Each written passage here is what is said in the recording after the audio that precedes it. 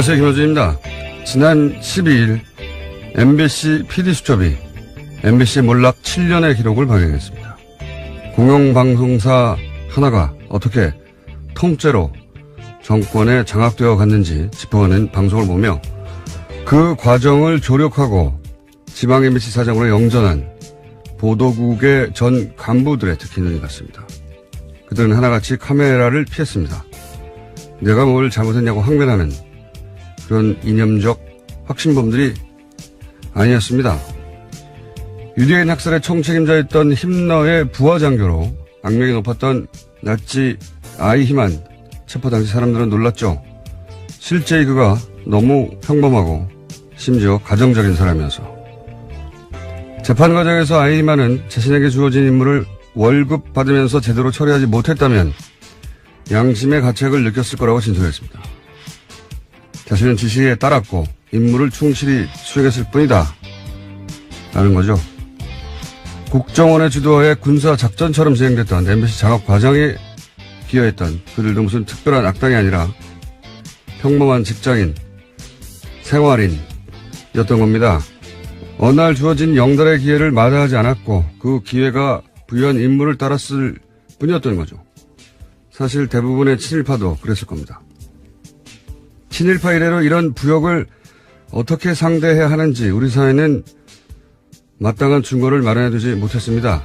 너도 그때 그 자리 가봐라. 어쩔 수 없다. 미래를 봐야 한다. 죄가 문제지 사람이 문제냐. 그렇게 넘어갔죠. PD수첩을 보며 공영방송을 통째로 와해시킨 게 저렇게 평범한 사람들이었다는 걸 다시 한번 깨달으며 그런 생각을 했습니다. 이번만은 물렁해지면 안 되겠다. 단호해야 한다.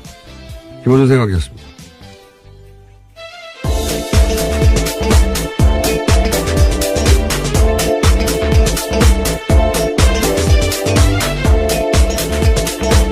시사인의 김은지입니다. 이 지시를 따랐을 뿐이다. 요즘 아주 자주 등장해요. 네, 어제 우병우 전 수석도 그렇게 진술했다고 말씀드린 바가 있는데요. 이재만 안봉근 또 마찬가지죠. 네, 어제 재판이 시작됐습니다. 거기 나와서요. 또 박근혜 전 대통령에게 모든 책임을 떠밀었습니다. 판결문에도 등장해요. 이영선 행정관 때도 그렇죠. 지시를 따랐을 뿐이다. 그래서 집행유예를 해줬습니다. 예, 그러니까 이게 이제 피의자들만 주장하는 게 아니고 이거는 우리 사법부도 그렇게 생각하는 겁니다. 지시를 따랐을 뿐이지 않느냐. 그러다 보니까 이제 그 선거에 개입한 국정원이나 국방부 또는 뭐 특정 재벌에게 특혜를 주거나 정권의 비판적인 세력을 조직적으로 탄압한 청와대 다 똑같은 말 하는 거예요. 똑같은 말. 지시를 따랐을 뿐이다. 이게 아이히만 예루살렘의 아이히만이라는 예. 유명한 사례죠. 예. 알고 봤더니 주변에 좋은 사람이었던 겁니다. 네, 악의 평범성이다라는 말이 있는데요. 그래서 이제 아이만 재판을 취재한 철학자가 그런 보고서를 냈어요. 악의 평범성이라고.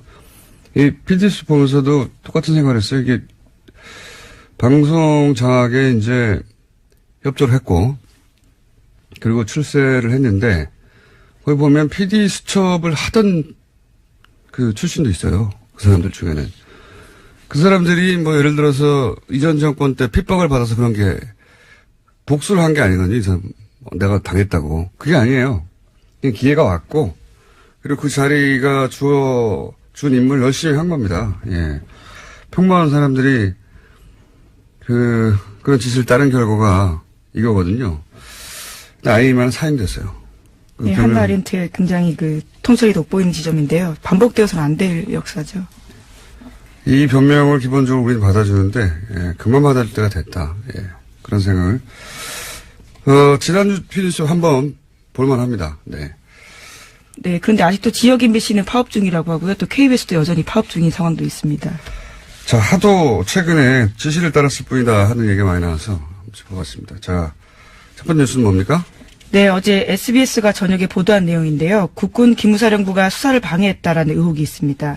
현재 군 기무사는 이명박 정부 시절 댓글부대를 운영했다라는 혐의로 수사를 받고 있는데요. 그런데 군 기무사가 자신들을 조사하는 국방부 조사 TF를 감청했다라고 합니다. 관련된 문건이 나온 건데요. 기무사 요원이 감청을 해서 압수수색 계획을 사전에 알고 상부에 보고했다라고 합니다. 이게 어려운 단어를 사용됐는데 한마디로 범인들이 형사를 도청한 겁니다. 예. 그렇죠. 범인들이 형사를 도청한 것이고, 예. 이게 이제 국정원 댓글부대, 그리고 사이버사령부 댓글부대만 지금 주목받고 있는데, 사이버사령부 댓글부대가 본격적으로 활동하기 전에는 기무사의 스파르트라고 하는 댓글부대가 있었다 이거거든요. 예. 그래서 이제 기무사 압수수색 하려고 했더니, 기무사에는 당연히 이런 감청 장비들이 있겠죠. 그거를 자기들을 조사하는 TF를 상대로, 예, 활용해서 압수수색 정보를 사전에 확보했다고 하는 문건이 나온 겁니다. SBS에 제가 보기에는, 예, 제가 보기에는 굉장히 큰 특종인데, 그러다 보니까 사이버 사령부 수사가 요즘 잘 안 되거든요. 예, 다 이유가 있지 않겠냐, 있었다, 뭐 이런,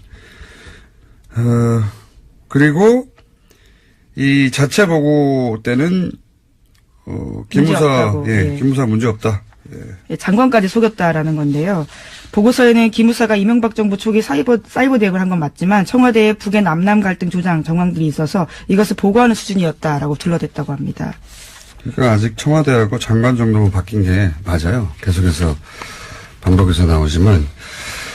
그리고 대선 기간에는 댓글 활동이 없었다고 보고 있거든요. 사이버사가. 예. 이게 대선 기간에 댓글 활동 하라고 만들어진 곳이에요. 대선 기간에 가장 활발하게 활동했는데 정반대로 보고하는 거죠. 예. 네, 이런 문건들도 삭제했었는데요. 다 포렌식으로 복구가 돼서 겨우 알려진 사실입니다. 이거 어설프게 삭제했을까요? 예. 급했나 봅니다. 자, SBS 굉장히 중요한 단독이고 특종이라고 봅니다. 예, 물론 어제 군 기무사 관련된 입장들이 나왔는데요. 이석구 국군 기무사령관은 관련해서 의혹을 전면으로 부인했습니다. 지금까지 투명하게 협조하고 자료 제공하고 있다면서 왜 이런 보도가 나는지 황당하다라는 이야기를 하고 있습니다. 둘 중에 하나죠. 본인도 속았거나 부하들에게 아니면 알면서도 이러거나 둘 중에 하나니까 어쨌든 기무사령관한테 책임을 물어야죠. 이 보도는 후속 보도가 기다려집니다. 네. 자, 군이 이렇게 정치에 개입했는데 저는 사실 국정원, 기무사, 사이버사령부 이런 기관의 이 명백한 선거 개입은 구테타에 준하게 처벌해야 한다. 지시를 받았을 뿐이다. 이런 거 절대 봐주면 안 된다고 봅니다. 그렇죠. 군이 정치에 개입한 사례니까요. 그렇게 한번 기준을 딱 마련해서 이 지시를 받았을 뿐이다 하는 게 안 통하는구나 하고 머리에 박혀야 이게 끊어지죠. 이렇게 들어갔다가 지시를 따랐을 뿐이라고 해서 집행유예로 나오고 그럼 누가 무서워합니까 그거를. 자, 아마 후속 보도가 나올 것 같고요. 다음 뉴스는요. 네, 어제 블랙리스트 항소심 결심 공판이 있었습니다. 박영수 특별검사팀은 김기춘 전 비서실장과 조윤선 전 장관에게 각각 징역 7년과 징역 6년을 형을 내려달라고 재판부에 요청, 그러니까 구형을 했는데요. 어제 김 전 실장은 최후 진술을 하면서 눈물을 보이기도 했습니다. 남은 소망은 늙은 아내와 식물인간으로 4년간 병석에 누워있는 아들의 손을 다시 한번 잡는 거다 라면서 선처해달라고 호소했는데요.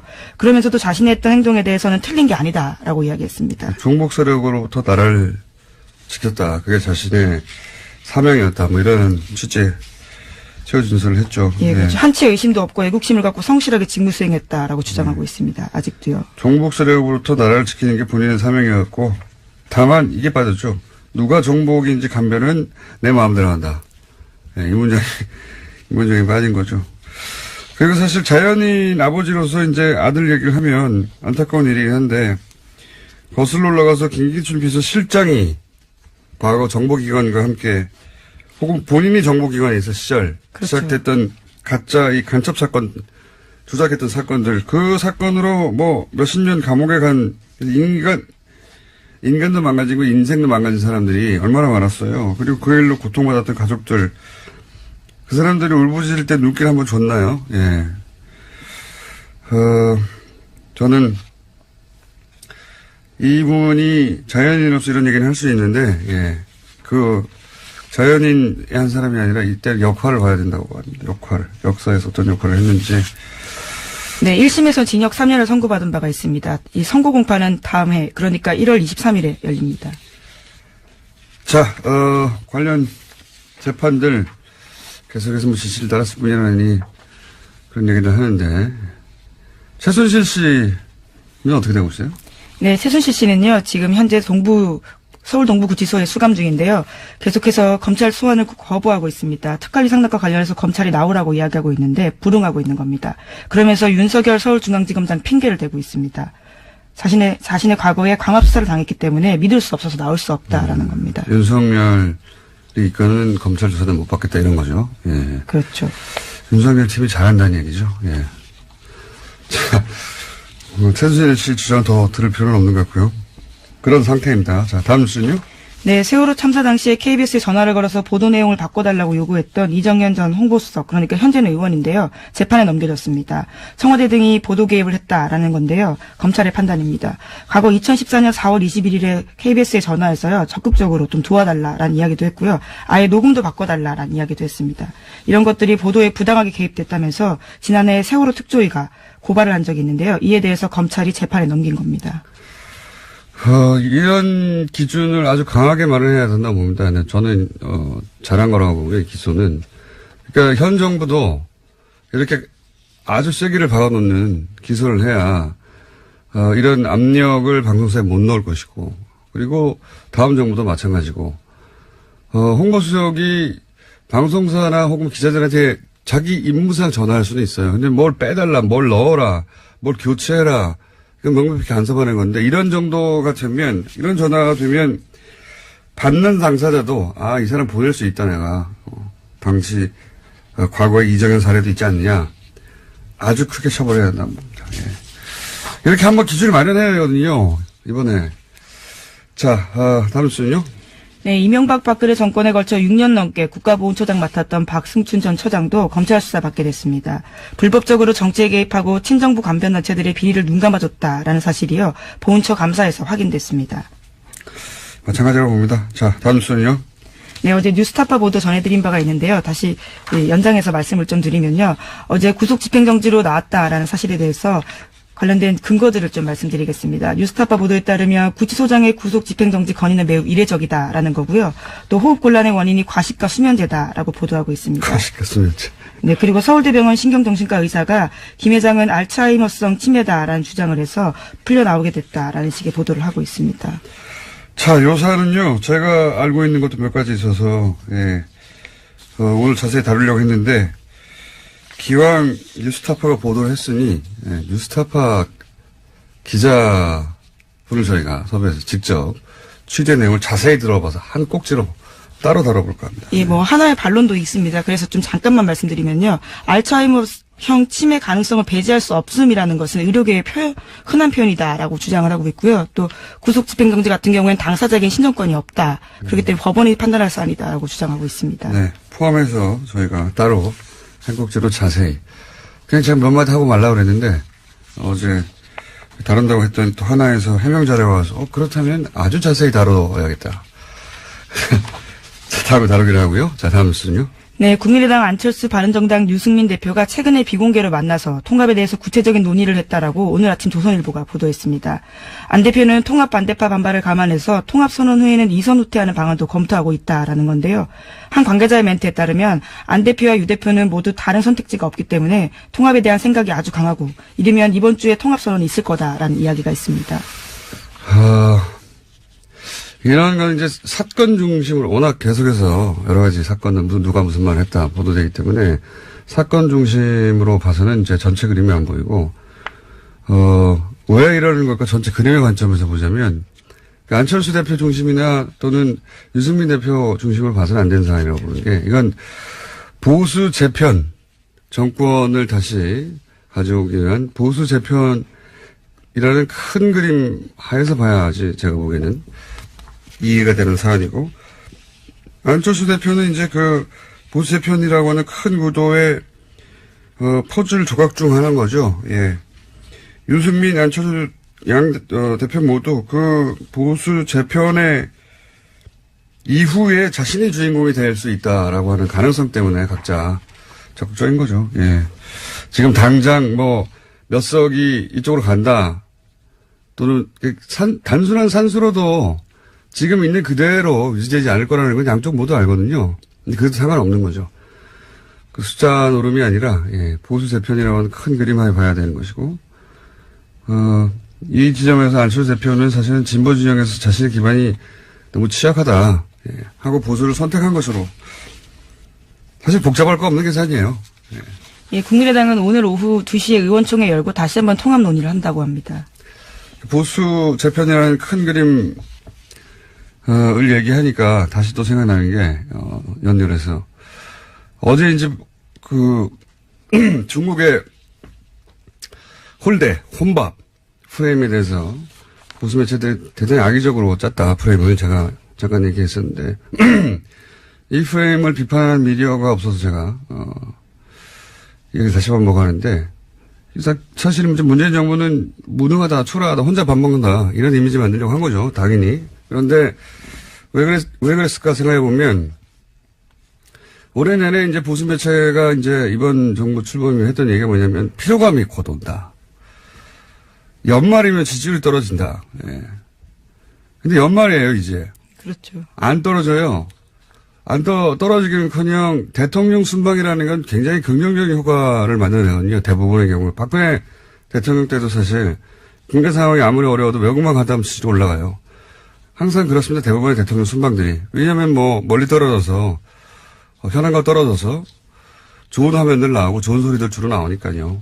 이명박 대통령 때도 했고 다들 그랬어요. 그러니까 떨어지기는커녕 마지막에 중국 방문으로 올라가게 생긴 겁니다. 정치적 관점에서 바라보자면.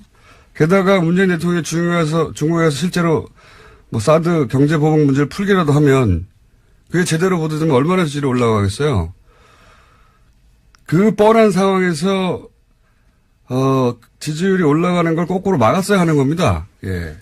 올해가 지지율이 떨어지는 채로 끝나야 왜 내년에 지방선거거든요. 바로 지방선거. 지금 이 바른정당 안철수 국민의당, 유승민의 바른정당이 합치려고 하는 것도 지방선거 이후에 정계 개편, 보수 재편의 연결선상에서 일어난 일이고, 이 홀대론도 사실은 이렇게까지 생각해 보시면 대통령 순방을 주류 미디어가 이렇게까지 대대적으로 공격한 사례는 없어요. 그건 진보 보수를 떠나서. 보통 대통령이 해외 나갈 때는 대충 좋게 말해주거든요. 이번에는 가기 전부터 사실은 철저하게 프레임을 준비했다. 예. 그 중에 이제 혼밥 같은 게 걸린 거죠. 예. 그러니까 굉장한 정치적 의도를 가진 프레임인 거죠. 예. 자, 여기까지 하고요. 오늘은 2부가 게스트가 두 분이 있기 때문에 제목 하나 정도 읽고, 제목 하나 정도 안 읽으면 아쉽잖아요. 네, 가상화폐 거래소 유빗이라는 곳이 있는데 여기가 해킹을 당해서 파산당할 위기라고 합니다. 아, 비트코인이요? 예. 비트코인 관련도 내일 한 번 더 다루고 전문가도 따라 한번 보시는 것으로. 비트코인에 대해서 할 말이 많아요, 저도. 자, 한미연합훈련 때 한미연합훈련을 평창올림픽 뒤로 미루자. 예, 어제 문재인 대통령이 미국에 자세네요. 제안했다라고 밝혔습니다. 미국 쪽도 연기 여부를 검토하고 있다라고요. 미국 MBC 방송 인터뷰에서 밝힌 바입니다. 이게 성공하면 또 한 번 이제 소위 미들 파워로 전환하고 있다. 한국이 강대국 사이에서 이런 최근에 외신 보도가 있었거든요. 그러니까 강대국들 사이에서 중간자적 역할, 중간자적 외교의 가능성을 엿본다. 이런 외신의 보도가 있었어요. 우리나라에서 보도가 안 됐지만.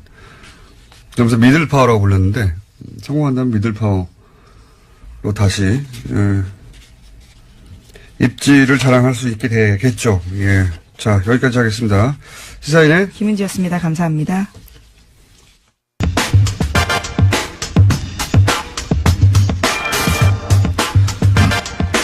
문재인 대통령의 중국 방문, 홀대론 기사 여전히 나오고 있죠. 어제 그래서 저희가 중국 동아대 우수근 교수님을 모시고 잠깐 이야기 들어봤었습니다. 너무 시간이 짧아서 오늘 한 번 더 모셨어요. 안녕하십니까, 교수님? 네, 안녕하십니까? 네, 어제 대단히 흥분된 목소리로, 대단히 빠른 속도로, 아이고. 대단히 압축적으로 말씀하셨는데 간단히 요약하면 우리는 홀대라고 하는데 중국에서는 홀대는커녕 시진핑이 왜 사드 철회를 하지도 않은 문재인 대통령에 대해서 이렇게 환대하느냐고 중국 내에 비판이 있었다. 예. 문재인 대통령은 중국에서 환대받았다. 그걸 왜 홀대라고 하는지 이해할 수가 없다. 예. 예, 말도 안 된다라고 예. 우순 교수님께서 어제 짧게 짚어주셨는데 그건 방중 기간 동안에 그랬다고 치고요. 예. 그러면 이제 방중 이후에 예. 돌아가고 각자 이제 언론들이 차분하게 그 성과나 예. 이런 얘기도 할 거 아닙니까? 예. 그러니까 방중 이후 중국 미디어가 보도하는 이 방중에 대한 평가는 어떻습니까? 짚어주시면 좀. 네. 지금 말씀하신 것처럼 방중 이후 중국 미디어의 방중에 대한 성과를 보면은 중국 당국의 심경을 알 수 있습니다. 중국은 사회주의 국가이기 때문에 우리처럼 좌우 미디어가 자기 멋대로 목소리를 낼 수 없거든요. 중국 당국의 목소리가 그대로 나오는 것인데 예를 들면은 중국 시나망은 18일자에서 외교부 대변인은 기자회견에서 문 대통령의 방중 기간에 양국 정상은 관계 개선을 추진했고 한반도 문제 등에 대해서 심도 있는 의견을 교환해서 상당한 공통인식을 갖게 되었다. 고 보도했습니다. 그다음에 중국의 대표적인 인민일보는 19일자에서요.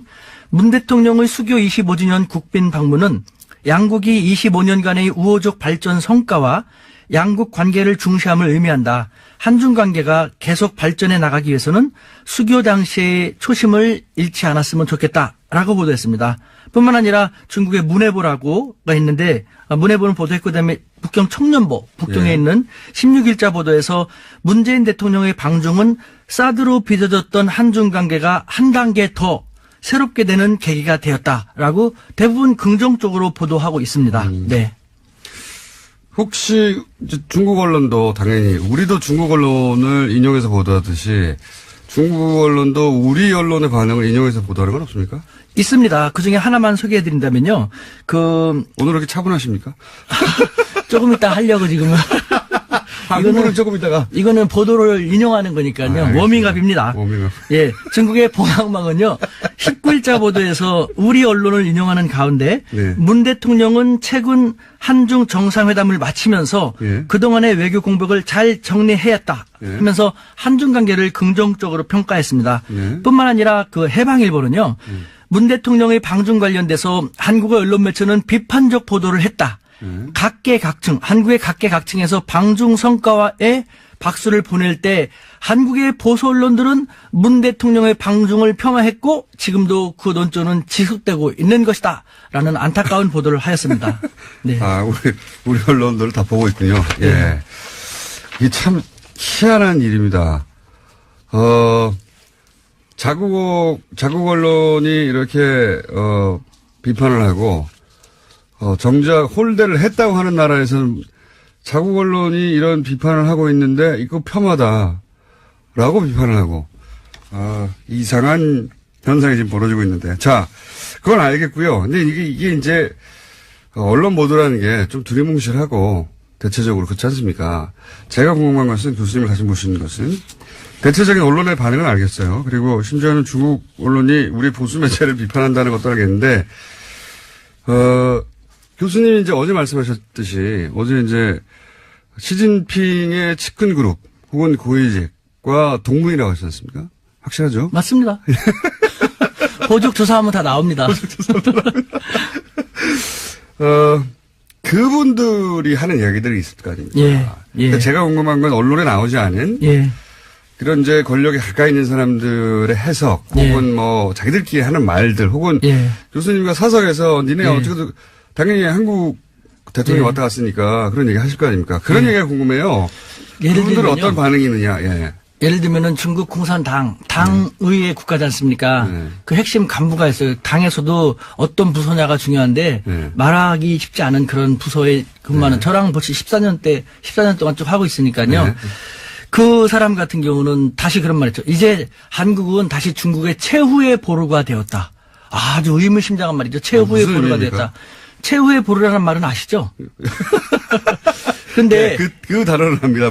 왜 그런 의미로 그런 뜻을 단어로 사용한 거죠? 그러니까 사드가 배치되기 전에 이 당국자들은 저한테 항상 그런 식으로 노래를 떨었죠. 사실 중국은 덩치가 너무 크다 보니까 16개 국가와 국경을 맞대고 6개 국가하고 해상 영해 분쟁을 벌이고 있거든요. 네. 그러다 보니까 늘 싸워요.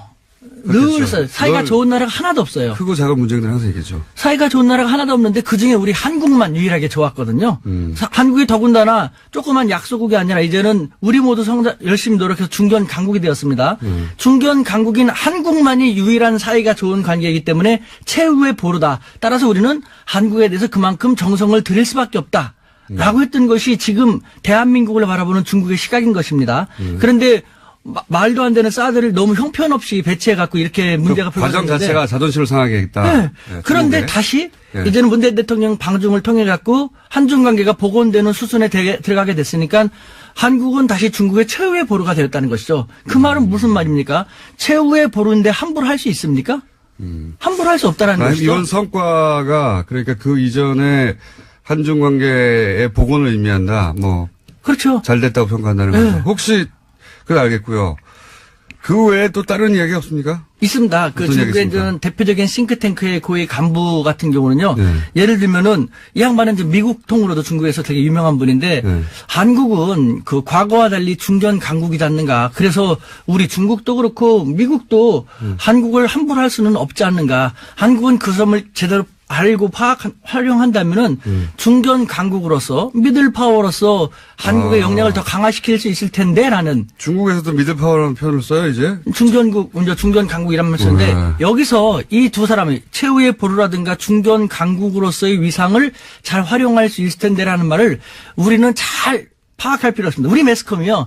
이와 같은 것 국제사회에서 바라보는 우리 모습을 잘 전달하면서 우리 국민들이 우리 정부가 미들파워로서 어떻게 활용해 나가면 살아나가면 좋을지를 알려주지 않고 해서는 안 될 것만 하니까 문제인데요. 저는 사실 국내 문제 잘 모릅니다. 죄송하지만 저는 95년에 한국 나가서 어떻게 하다 보니까 일본, 미국, 중국 유학을 다 갖고 2004년부터 3년부터 중국 대학에 있거든요. 네. 그렇다고 제가 잘 사는 집이 아니라 인천의 가난한 노동자의 자식인데요. 출마하시는 것도 아니고 갑자기. 쌍코피 흘리면서 이렇게 살았는데 그래서 저는 국내는 모르지만 국제는 벌써 쭉 알고 있죠. 지금 상하이에 있는 우리 대학에서도 외국 학생들을 중심으로 제가 쭉 가르치거든요. 네. 150여 개국에서는 5천여 명. 늘 국제사회에서 우리 한국과 한반도를 그 국제사회에서 어떻게 바라보는 걸 알 수 있는데 피부 느끼고 계신데. 여기서 네. 제가 느끼는 것은요. 네. 한국 사회에서는 제가 가장 싫어하는 말. 우리를 갖다 툭 하면은 고래 싸움에 새우등 터진다. 샌드위치 외교라고 하지 않습니까? 네. 우리는 과거 20세기 6.25 그 약소국가가 더 이상 아니라는 것이죠. 교수님이 느끼기에는. 제가 피부로 느끼는 것이 그거예요. 중국에서도 느끼는 게 그런 거예요? 네. 그러니까 최후의 보루란 말이 무엇입니까? 최후의 보루니까 그만큼 소중히 하고 눈치를 봐야 한다는 것이거든요. 서로. 네. 실제로 네. 우리는 중국에 대해서 중국이 우리보다 덩치가 크고 인구가 많다고 해서 되게 두려워하는데 네. 바보 같은 거예요. 덩치가 크고 인구가 많고 그러다 보니 통치하기가 쉽다니까 허점이 많거든요. 네. 그러니까 중국은 조금이라도 자기들하고 우호적인 나라를 만들 수밖에 없는 거예요.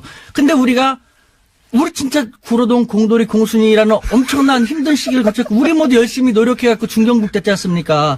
그럼에도 불구하고 우리를 왜 아직도 자기 비하합니까? 아. 우리는 고래싸움의 새우등이 아니라 몰라. 우리는 이제 중견 강국이기 때문에요. 중국 외국이다. 우리는 이제는 중견 강국을 외교를 해야 돼. 저는 이런 말 하면 이렇게 억울해고 막 눈물 날라고 해요. 억울하시다. 우리는 약소국이 아니라 중견국으로서 스마트한 돌고래 외교를 해갖고요. 돌고래도 오늘.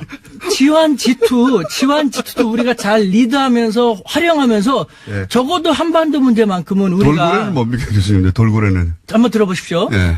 얼마나 오랫동안 고민했으면 이런 말 했겠습니까? 예. 우리는 지환 미국이나 G2 중국 같은 덩치는 안 됩니다만 예. 우리는 이제 그런 나라들도 우리를 함부로 할 수 없는 나라로 성장했거든요. 예. 그렇다면은 돌고래는 덩치가 작아서 고래보다는 힘이 약하지만 민첩하고 스마트하기 때문에 고래한테 잡아먹히진 않죠. 고래하고의 공생을 유도하지 않습니까? 우리가 바로 그런 돌고래 같은 역할을 할 수 있다는 것이에요. 외교도 새로운 시도를 해야 되는데 20세기 약소국 외교의 대미 외교 위주 1국 외교만 하다 보니까 이제 다변화되는 외교에서 잘 안 되고 있지 않습니까? 그러니까 우리는 지원치도 함부로 할 수 없는 중견 각국으로 부상한 대한민국의 중견 강국 외교, 스마트한 돌고래 외교를 해야지. 알겠습니다. 예. 또 이렇게 흥분하기 시작해요. 아. 숨 좀 쉬시고. 예. 처음 들어보는 단어인데 돌고래 외교. 근데 이제 최근에 이 미들파워라는 외신의 용어들이 등장하기 시작했어요. 실제 아시아타임스인가요? 거기서 메코이던가요? 그 기자가 미들파워로 한국이 전환하고 있다. 그 방향으로 진화하고 있다. 근데 지금 이제 교수님 열받으신 건 이 중국 홀덴이 이게 다 이제 소위 약소국이 당하는 거 아니냐. 자기 비하예요. 예. 자기 열등의식이에요. 지나친 컴플렉스. 그러니까 매스컴들이 몰라서. 아십니까? 저는 아까도 말씀드린 95년부터 밖에 나가서 쭉 살았지 않습니까? 알겠습니다. 그럼 거기서 느끼는 것은요. 네. 국제관계에 있어서 예. 치명적으로 우리 국민들을 우롱하고 우리 국민들을 잘못 이끌고 있는 것. 저는 벌떼 민족주의라는 표현을 썼는데 10년 전부터 예. 벌떼 여왕벌을 잘 만나서 좋은 방향을 이뤄내면 좋은 결과를 나타내지만 잘못된 여왕벌을 만나고 잘못된 방향은 다 죽지 않습니까? 우리는 4대 강국 틈바구니에 끼어있는 가장 작은 나라이기 때문에 단결력이 강하거든요. 근데 이 단결력이 강한 우리 한민족을 잘못된 지도자라든가 이상한 매스컴들이 잘못 이끌고 나가면 우리가 다 힘들어지게 되는 거예요. 이게 바로 마찬가지지 않습니까? 최근에 이 중국의 방중 외교가 홀대를 당하고 있다. 문재인 대통령이 홀대를 당하고 있다고 하는 것도 그 관점에서 사실이 아닌데 또 이런 식으로 반응하는구나 하고 화가 나셔서 지금 흥분하신 거죠? 매스컴이 네. 가장 문제예요. 이거는 보십시오. 제가 이제 강연 같은 걸 많이 나가는데 제 강연을 1시간 반 정도 들으면 딱 알아요. 저는 차이나 현상이란 말을 벌써 오랫동안 썼는데 무슨 말인지 아십니까? 차이나 현상이? 차이나 현상은 중국 관련된 현상이겠죠? 예. 하하하. 어떤 거냐면요. 똑같은 저도 공장장님도 똑같은 한국인입니다. 네. 그런데 중국이라는 동일한 객체에 대해서 한국에서 한국 매스컴을 통해서 파악하는 중국에 대한 인식과 저처럼 한국인이 중국에서 직접 생활하면서 느끼는 중국에 대한 인식상의 차이에 엄청난 차이가 난다 해서 그렇죠. 차이나 현상이에요. 엄청난 차이 나겠죠. 우리 매스컴은 중국에 대해서 부정적인 것만 많이 하지 않습니까? 비판적인 거. 가장 큰 오해가 뭡니까? 가장 큰 차이가. 중국은 지저분하다, 사람들 무질서하다, 불량식품 많다, 그거 맞거든요. 저는 그거 더 잘 알아요. 저는 현장에 사니까 더 잘 알지 않습니까? 맞거든요. 그런데 더 중요한 것은 총수님도 장점 있지 않습니까? 네. 저도 단점만 있는 게 아니거든요. 네. 왜 한쪽만 부정적인 것만 보여줌으로써 손가락질을만 합니까? 그러면서 우리가 좋은 관계 됩니까? 사실은요.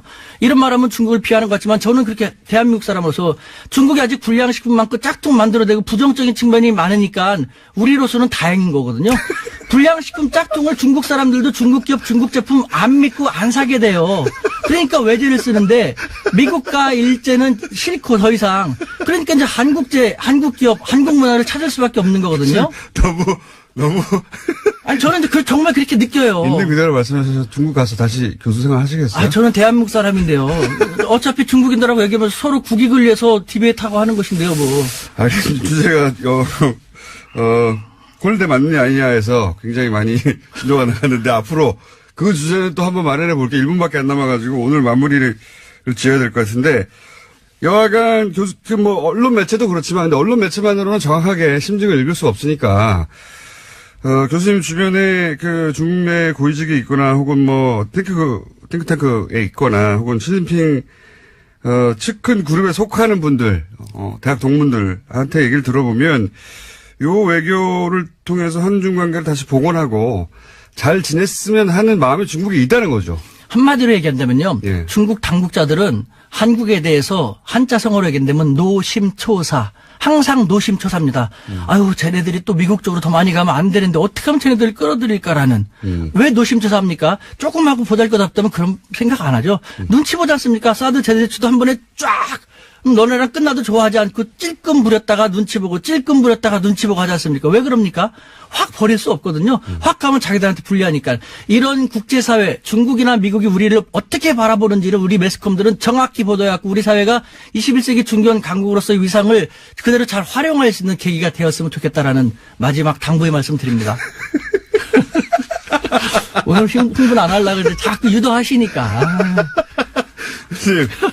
요 주제는 오늘 여기까지 하고요. 예, 다른 주제, 우리가 중국에 대해서 잘못 알고 있는 거. 예, 이런 주제로 중요해요. 다시 한번 시간을 곧 마련하도록 하겠습니다. 몸이 떨립니다. 오늘 이렇게 안 하려고 우리 애가 신신당부했는데. 자, 여기까지 하겠습니다. 지금 중국 동아대 우수근 교수님이었습니다. 감사합니다. 네, 감사합니다.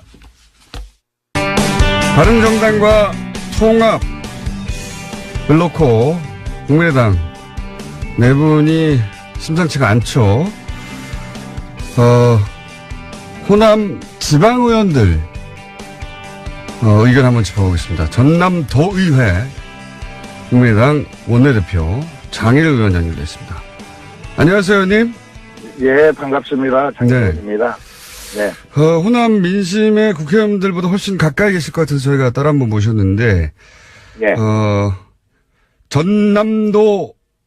전남도의원, 예. 전남도의원들은 지금 통합에 반대하는 걸로 제가 알고 있습니다. 반대하는 이유가 네. 뭔가요? 예, 반대를 지금 하고 있습니다.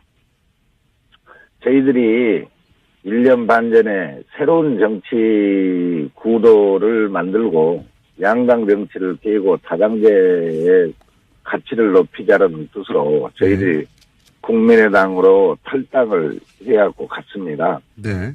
근데 지금 창당 당시의 정체성이나 호남 정신과 다르게 지금 통합 논의로 지도부에서 국민의당이 분열되고 있어서 전남 도민으로부터 지지를 받지 못하고 있습니다. 호남의 민심은 지금 굉장히 서늘한 편입니다.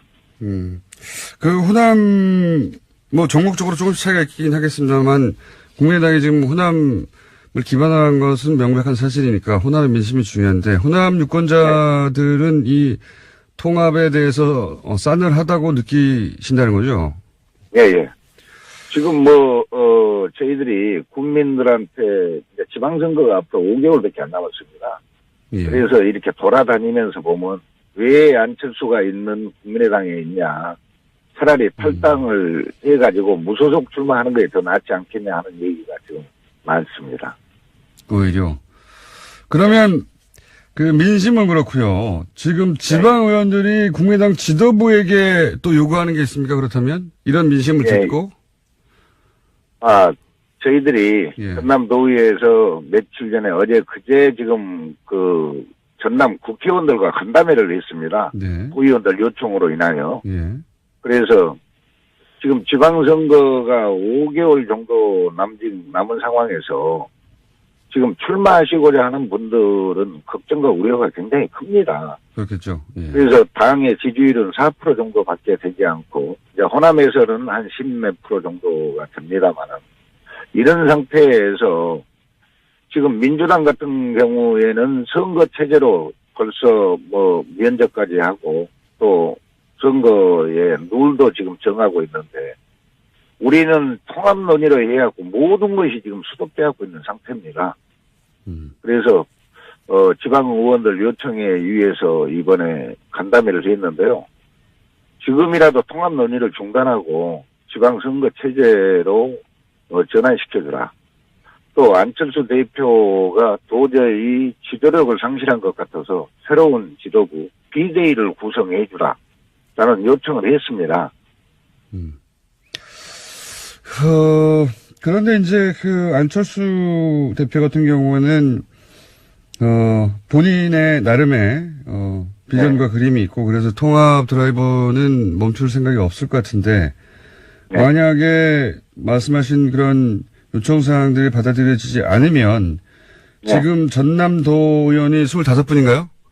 네, 25입니다. 예. 도 의원 지금 원내대표신데 그 도의원들의 어떻게 하나요? 그러면 그 당내에 있으면서 계속 지도부에 항의하는 겁니까? 아니면 집단 행동을 하는 겁니까? 아니면 어떻게 합니까? 무소속으로 나가시는 건가요? 지금 저희들이 이번에 국회의원들과 간담회 때 국회의원님들은 설까지 기다려 달라고 저희들한테 요청을 했습니다. 예. 그런데 저희들이 또 의원들이 간담회를 통해서 이달 말까지 지도부에서 통합 논의를 중단하지 않으면 저희들 나름대로 탈당을 감행하겠다라는 뜻을 지금 피력을 했습니다. 12월 말까지 통합을 중단하지 않으면 탈당을 하겠다. 예. 25번 모두요? 예, 그렇습니다. 그럼 25분 예. 네, 탈당계를 당대표인 저한테 지금 이임해 놓은 상태입니다. 아하. 그 전남도의 25분의 도의원들은 원내대표이신 장인 의원에게 탈당계를 이미 작성해서 이름해 둔 상태다. 예. 그래서 그 기한을 올해 말 12월 말까지 며칠 안 남았습니다. 이제 12월 말까지로 두고 그때까지 통합을 멈추지 않으면 탈당. 그러면 의원님이 결단하면 25명이 같이 탈당하는 거네요? 예. 어허. 물론 한둘이 정도는 뭐 빠져날 수는 있겠습니다만은 예. 다 한다고 지금 그렇게 저희들이 요청을 했습니다. 12월 말까지 통합 드라이브를 멈추지 않는 정도가 아니라 12월 말 이전에 예를 들어서 크리스마스 네. 정도에 아예 뭐 그런 얘기도 보도가 있으니까요. 크리스마스 정도에 예, 그렇습니다. 통합 선언을 해버리면 어떻게 됩니까? 그러면 그 즉시 탈당하는 겁니까? 이제 저희들이 다시 간담회를 통해서 지금은 탈당하는 걸로 네. 지금은 저희들이 준비를 하고 있습니다. 예. 또 이제 저희들만 준비하는 것이 아니라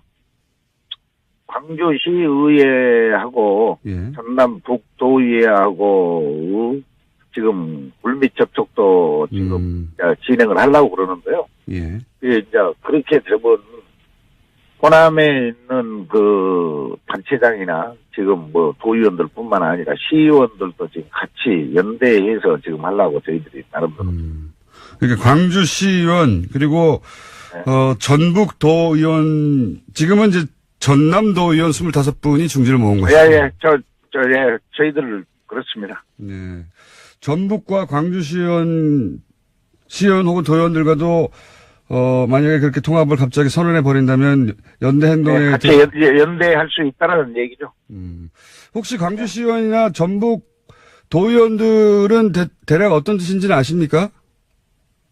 뭐 그분들하고 이제 저희들만 예. 전남 도의원들만 계속 저희들이 간담회를 통해서 지금 많은 논의를 해왔지. 그쪽하고는 지금 또 그쪽 나름대로 하는가는 모르겠습니다만은 아직 결혼은 안 하고 있습니다.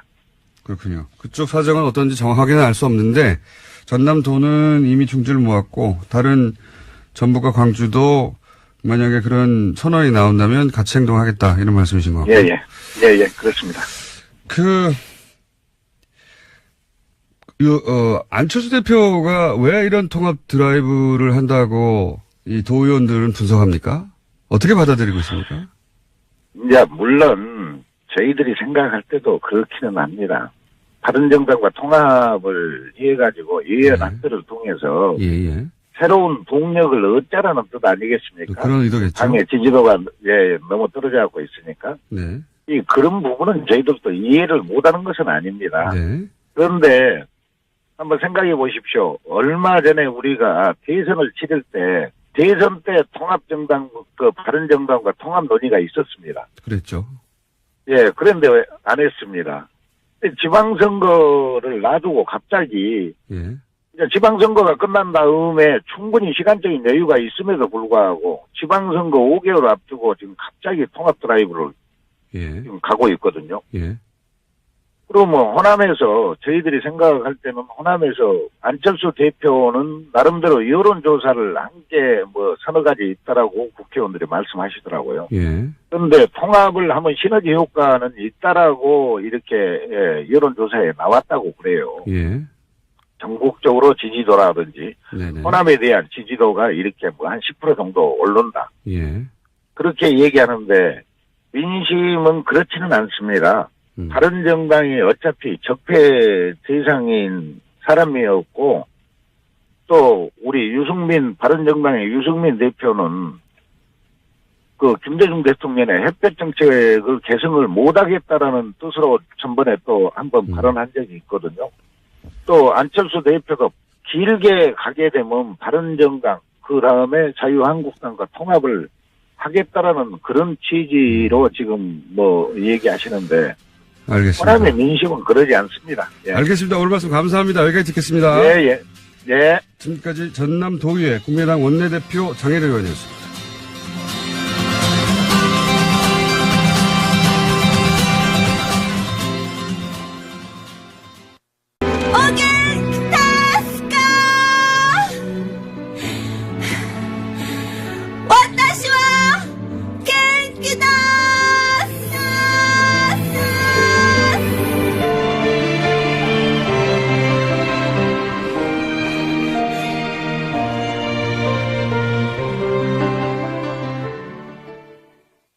김어준의 뉴스 공장.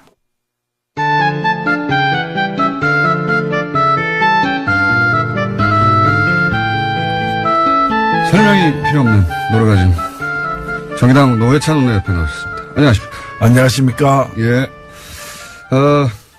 한 주간에 벌어진 일들을 저희가 쫙 논평해가는 시간인데, 아무래도 이제 방중, 워낙 말이 많았어요. 홀대론, 혼밥론, 뭐 등등등. 할 말 많으시죠? 근데 뭐 홀대론인가요? 예. 뭐 대접을 초라하게 받았다라는 건데 그렇죠. 아마 또 대접을 화려하게 받았으면은 예. 저는 초라하게 받았다고 생각하지 않지만 예. 화려하게 받았으면 또 외화 내빈이다. 결론을 딱 정해놓고. 예. 겉만 번지를. 그렇죠. 예. 당했다. 뭐. 그렇죠. 근데 진짜 중요한 것은 한중 관계의 어떤 변화를 모색하고 또 실현해 냈는가 이제 이런 또 실속을 따져야 되는데 이제 그런 걸로 봐서는 굉장히 6개월 전하고 비교해 보면은 6개월 네. 전만 하더라도 한중 관계가 걱정스러운 관계였잖아요. 그렇죠. 예. 파탄 직전에 이 관계를 어찌 보면 극적으로 이제 지난 가을부터 회복시키고 예. 그걸 확인하는 그런 이제 방중이었기 때문에 굉장히 이제 반환점을 돌았다, 분기점을 넘었다는 점에서 의미가 크다고 저는 생각합니다. 그런데 왜 그러면 국내 이제 주로 이제 보수 매체 중심으로 처음에 재개가 됐고 이게 이제 이런 이야기가 워낙 많이 나오다 보니까 다른 미디어들도 뭐 홀대론 논란 이런 식으로 계속해서 확대 재생산이 됐는데 왜 이런 홀대론을 들고 나왔을까요? 국내 언론 특히 보수 언론들이. 뭐 팩트 사실에 입각해서 뭐 보도한다기보다는 정치적인 어떤 공격을 하고 흠집을 내기 위해서 모든 걸 다 끌어다가 쓰다 보니까 스스로 이제 논리도 엉켜버리고 이번에도 뭐 혼밥. 예, 혼밥. 예. 혼밥. 저는 사실 역대 대통령의 해외 순방 이벤트 중에서 예. 이번에 아침을 중국 식당에 가서 먹은 거. 네, 서울식당 그건 최고의 이벤트라고 생각됩니다. 중국 내에서 아주 평가가 높은 걸로 알고 있습니다. 예, 저도 사실 좋아하거든요. 예. 아침에 가면 중국 가면 저는 호텔에서 아침 안 먹고 예. 호텔에서 보면 보여요. 인근에 예, 예. 출근하는 어머니가 애를 갖다 자전거 싣고 예. 애를 유아원 데리고 자기는 직장 가면서 둘 다 식당에 들어가요. 중국 사람들이 아침을 거의 집에서 안 먹거든요. 아침을 식당에서 먹는다고. 그래서 주로 가장 많이 먹는 게 유조라고 예. 중국말로는 다르게 발음하지만은 중국식 꽈배기예요. 설탕 안 묻힌 꽈배기. 그다음에 중국식 콩국. 예. 찍어서 먹기도 하고 이제 만두탕 먹기도 하고 이러는데 이제 어찌 보면 대통령이 외국 대통령이 국빈으로 방문해가지고 수행원들하고 같이 중국에서 가장 서민적이고 가장 대중적인 식당 가서 먹은 거예요. 시진핑이 우리나라 방문해가지고 예. 그냥 호텔에서 주는 화려한 한정식 안 먹고 그냥 종로 가가지고 청진동에서 해장국을 갖다 수행원들은 먹었다. 그러면 그 노력, 그 자세, 그 열의에 대해서 감복할 거 아니에요. 국내 언론이 뭐 칭송이 자자했겠죠. 그러니까 네. 이 이벤트는 중국 국민들을 향한 이벤트지 한국의 일부 언론을 향한 이벤트는 물론 아니었죠. 예. 그러니까 중국 국민들 눈에는 굉장히 신선하게 바라봐 보이는 거고, 단해간 뒤에 제가 또 다른 뉴스를 보니까 문재인 세트라 그래가지고 예. 중국 사람답게 또 이런 거 이제 세트로 해가지고 이제 상술에 이용하기도 하는 모양이던데 그만큼 반향이 있었다는 얘기 아니겠어요? 그거를 우리 보수 매체가 몰랐다기보다는 예. 그게 혹시 긍정적으로 국내에 보도될까봐 미리 혼밥이라고 하는 굉장히 기가 막힌 프레임을 짜서 열심히 TV 우선이었던가요? 7기 중에 5기가 혼밥이었다 뭐 이런 식으로 보도했어요. 점잖게 얘기하면은 이제 부처 눈에 부처만 보이는 거죠. 그러니까 실제로 일본에 보면은 외톨이가 돼가지고 예. 밥도 혼자 먹고 그런 이미지. 혼자 밥 먹는 걸 갖다가 사람들이 쳐다볼까봐 두려워가지고 화장실에 가서 혼자 밥 먹는 경우도 있어요. 우리나라 대통령 중에도 그런 분이 있었잖아요. 프랑스 가가지고 외국 갈 때마다 전자레인지를 갖다가 호텔방에 갖다 놓고 혼자 데펴가지고 뭘 데폈는지는 잘 모르겠지만 한국에서 가져간 거 데펴다가 혼자 먹는 그게 일본어로 치면은 그 혼자 화장실 가서 밥 먹는 아이와 같은 상태라고 보는 거죠. 그런 걸 혼밥이라고 불러야지. 지금 이거는 어찌 보면 굉장히 저돌적으로 중국 사람들에게 그 마음에 파고들기 위해서 나는 이렇게 노력한다는 처절하게 보여주는 거거든요. 맞습니다. 이거 뭐 총리하고 아침밥 먹는 것보다 100배 낫죠. 100배 효과적인 전략적 외교, 선택한 거라고 보고, 실제 문재인 대통령이 아니라 박근혜 전 대통령이었던 보수 매체는 이걸로 가지고 아주 입이 마르게 칭찬을 했겠죠. 예, 했을 텐데, 진짜 혼밥이라고 생각해서가 아니라, 그렇게 초라하고 외교도 못하고, 평가도 못 받고, 외국에 나가봐야 같이 밥 먹어준 사람도 없다. 이런 이미지를 더 씌우려고 한 거였겠죠. 예.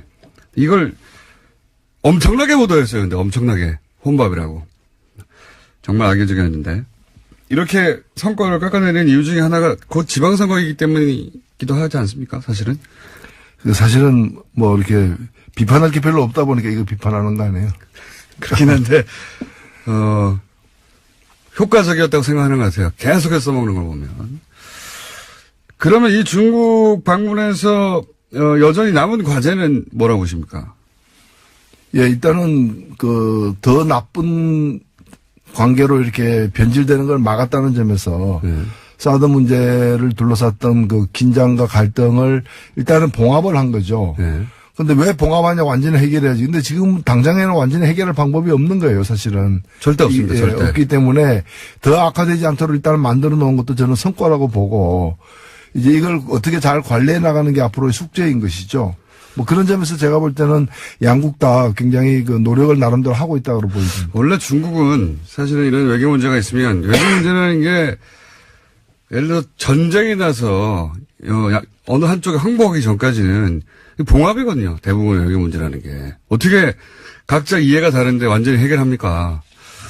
전쟁 나서 한쪽이 이겨서 한쪽이 점령하기 전까지 혹은 항복하고 누군가의 어느 일방의 요구를 굴욕적으로 최선이 안 되면 차선이고 최악을 막기 위해서 차악을 선택하는 게 외교인 거죠.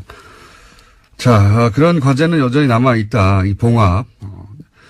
봉합 이상의 해결책은 사실은 없어요, 현재는. 일단은 봉합이죠. 네. 일단은 봉합이고 전쟁할 때도 보면은 휴전을 하는 것이지 무슨 불가침 조약을 맺는 게 아니잖아요. 한 단계는 그렇게 나가는 거고 이번에 저는 하여튼 아까 말씀드렸습니다마는 아침을 갖다가 충칭인가요? 거기서 아침을 갖다가 중국의 가장 서민적인 식당 가서 먹은 그 이벤트, 혼밥 이벤트를 만든 사람은 저는 상 줘야 된다고 봅니다. 상 줘야 된다, 오히려. 오히려 상을 줘야 된다. 혼밥 이벤트라고 하시면 안 되고, 서민식당 이벤트. 그렇죠. 자, 고평가는 그렇게 하시고, 지금 정치권에서 핫한 게 두 가지가 하나는 통합을 이제 한다. 곧 선언할지도 모른다. 크리스마스 선물 뭐 이런 얘기도 나오고 있고요. 본인에 대한 선물이겠죠. 다른 사람들에 대한 선물이 아니라 선물 이야기도 나오고 있고 또 한 가지 덩어리는 자유한국당에서 이제 당협위원장 교체, 당협위원장 교체라는 게 일반인들한테는 크게 와닿지 않은데 국회의원들한테 생존권이거든요. 이게 굉장히 큰 일이 있었습니다. 그거 관련해서 내부에서 이걸 왜 했느냐, 누가 바뀌었느냐, 누군 들어가 못 들어갔느냐 말들이 있는데 우선 통합 선언 하겠죠? 여기까지 왔는데 일단은 선언을 하겠죠. 예. 근데 그 선언이 이제 끝나는 것이 아니라 선언이 이제 당헌 당규에 따른 절차를 이행해야 법적인 효력을 가지는데 그 이행하는 것에는 뭐 난관이 여러 가지가 지금 있는 거죠. 지금 반대하는 사람들은 전당대회를 하자고 하고요. 안철수 대표는 아마도 뭐라고 부릅니까? 전당원 투표요. 예. 모두 당원인 사람 모두 이제 투표권을 가지고 왜냐하면 호남 지역에서는 지지하지 않는 통합을 반대하는 사람이 많지만 다른 지역에 또 여론을 다룰 수 있으니까요. 전당원 투표를 하자고 하는 것 같고 예. 반대하는 쪽에서는 무슨 소리냐. 당원 당규상 전당대회 해야 되는데 이러고 있습니다. 그러니까 여기 합의가 안 되면 사실 이혼할 가능성도 상당히 높아져 있습니다. 그렇죠. 그러니까 바른정당 입장에서는 선거연대까지도 할 수 있다라고는 어떤 가장 약한 어떤 결합으로서 그러면서 이제 가장 세게는 이제 일부에서는 또 이혼하고 와라. 이혼하고 와라. 오히려 그게 더 낫다. 일부를 도려내고 오는 것이 자기들은 더 낫다. 뭐 이렇게 보는 쪽까지도 있는데 일단은 완전한 통합은 그렇게 쉽지는 않을 것 같아요. 양쪽 다. 물론 통합을 하게 이 드라이브를 계속 가서 이제 통합까지 가려고 하면 국민당 내부에 당에 남아있을 수 없다고 하는 사람들도 있겠죠. 그러니까 산수, 그러니까 지금 각각 소속 의원들의 산술 합으로 통합된 당의 의원들 수가 유지되지는 않을 것 같아요. 적어도. 그렇죠. 예. 지금 39명 중에서 뭐 14명 정도는 완강히 반대하는 분들이니까. 최소한 뭐 10명 정도 나가버리면 들어오는 것보다 많아지니까 숫자가 더 줄어들거든요. 숫자가 줄어들음에도 불구하고 이제 하려는 이유가 숫자가 중요하지 않다 지금은. 그렇죠. 예. 예. 그 보수 재편의 그림 속에서 진행되는 게 아닌가. 예. 결국 중도 보수로 규합해가지고 범보수로 확장하는. 예. 그걸 갖다가 이제 대권 전략으로 이제 보는 거죠. 안철수 대표는 그러니까 진보 진영의 유권자들이 그쪽에서 지지 기반의 본인이 약하다고 판단한 것 같아요. 그래서 떠나는 겁니다. 지금 사실은. 본인의 정체성을 새롭게 발견한 거죠. 알고 보니 보수였다. 뭐 이래가지고. 예. 자기가 하려고 했던 새 정치는 새 보수 정치였다. 지금. 대면이고요. 예. 대면. 자, 방랑 정치죠. 방랑 정치. 자유한국당 사정은 어떻다고 보십니까? 지금 홍준표 대표가 사실은 친홍 체제를 차근차근 구축해가면서 친박들은 계속 쳐내고 있어요. 예. 예. 거기에 친박을 제압해 가는 데는 어느 정도 성공했습니다. 실제. 그렇죠. 근데 사실 친박 자체가 예. 말이 친박이고 부자 망해도 3년 간다 그러는데 그래서 당분간 갈 걸로도 이제 보였지만은 실은 이미 그 수장이 예. 지금 서울구치소에 있는 것이고 나머지들도 거의 지금 체포동의안이 이렇게 제기되거나 또는 네. 이제 조사를 받아야 될 처지에 놓이거나 다 이런 처지지 않습니까? 사실상 괴멸했다고 봐야죠. 괴멸했다. 네. 그러면 남아있는 양축은 홍준표 대표하고 김무성 전 대표 이 정도 되는 거 아닙니까? 지금 그렇죠. 예. 그게 이제 신주류 세력이라 봐야죠. 근데 홍준표 대표하고 김무성 전 대표가 그렇다고 친박 몰아내고 당권을 장악하는 데까지는 갔지만 둘이 그냥 잘 지내기만 하려지는 않을 거 아닙니까? 예, 거기는 이제 다음 시즌이죠. 다음 시즌에서 싸울 상대죠. 이렇게 이번 시즌에는 힘을 합해야 되는 거고 예. 다음 시즌에서는 서로 싸워야 되는 그런 운명적 관계죠. 유여해 최고위원이 이 당협위원장에서 탈락한 거는 어떻게 보십니까? 예, 그건 아마 이제 그런 게 일종의 파퓰리즘이죠. 재물로 바친 거죠. 예. 재물로. 로마 원형 경기장 같은 데서 이제 관중들이 다 이렇게 손가락을 땅 쪽으로 향하는 그런 상황에서 이제 재물을 던져준 거죠. 자, 유해, 최고위원은 재물이라고 지금, 표현됐는데 저희가 한번 연결해 볼게요. 나중에 재물이라고 표현됐는데 어떻게 생각하시냐고. 홍준표 대표 본인도 대법원의 최종 판단이 내일 모레네요. 예, 모레 나오는데. 네, 이번 주에 주요 재판들이 이렇게 대법원에 여러 개가 사실 있는데 그 중에 하나하고 아마 이거는 아무도 예측하기 힘든 지금 그런 상황이 그러니까요. 같습니다. 파기환송되면 안철수 대표에게 좋은 겁니다. 유승민 대표하고. 그렇죠? 예.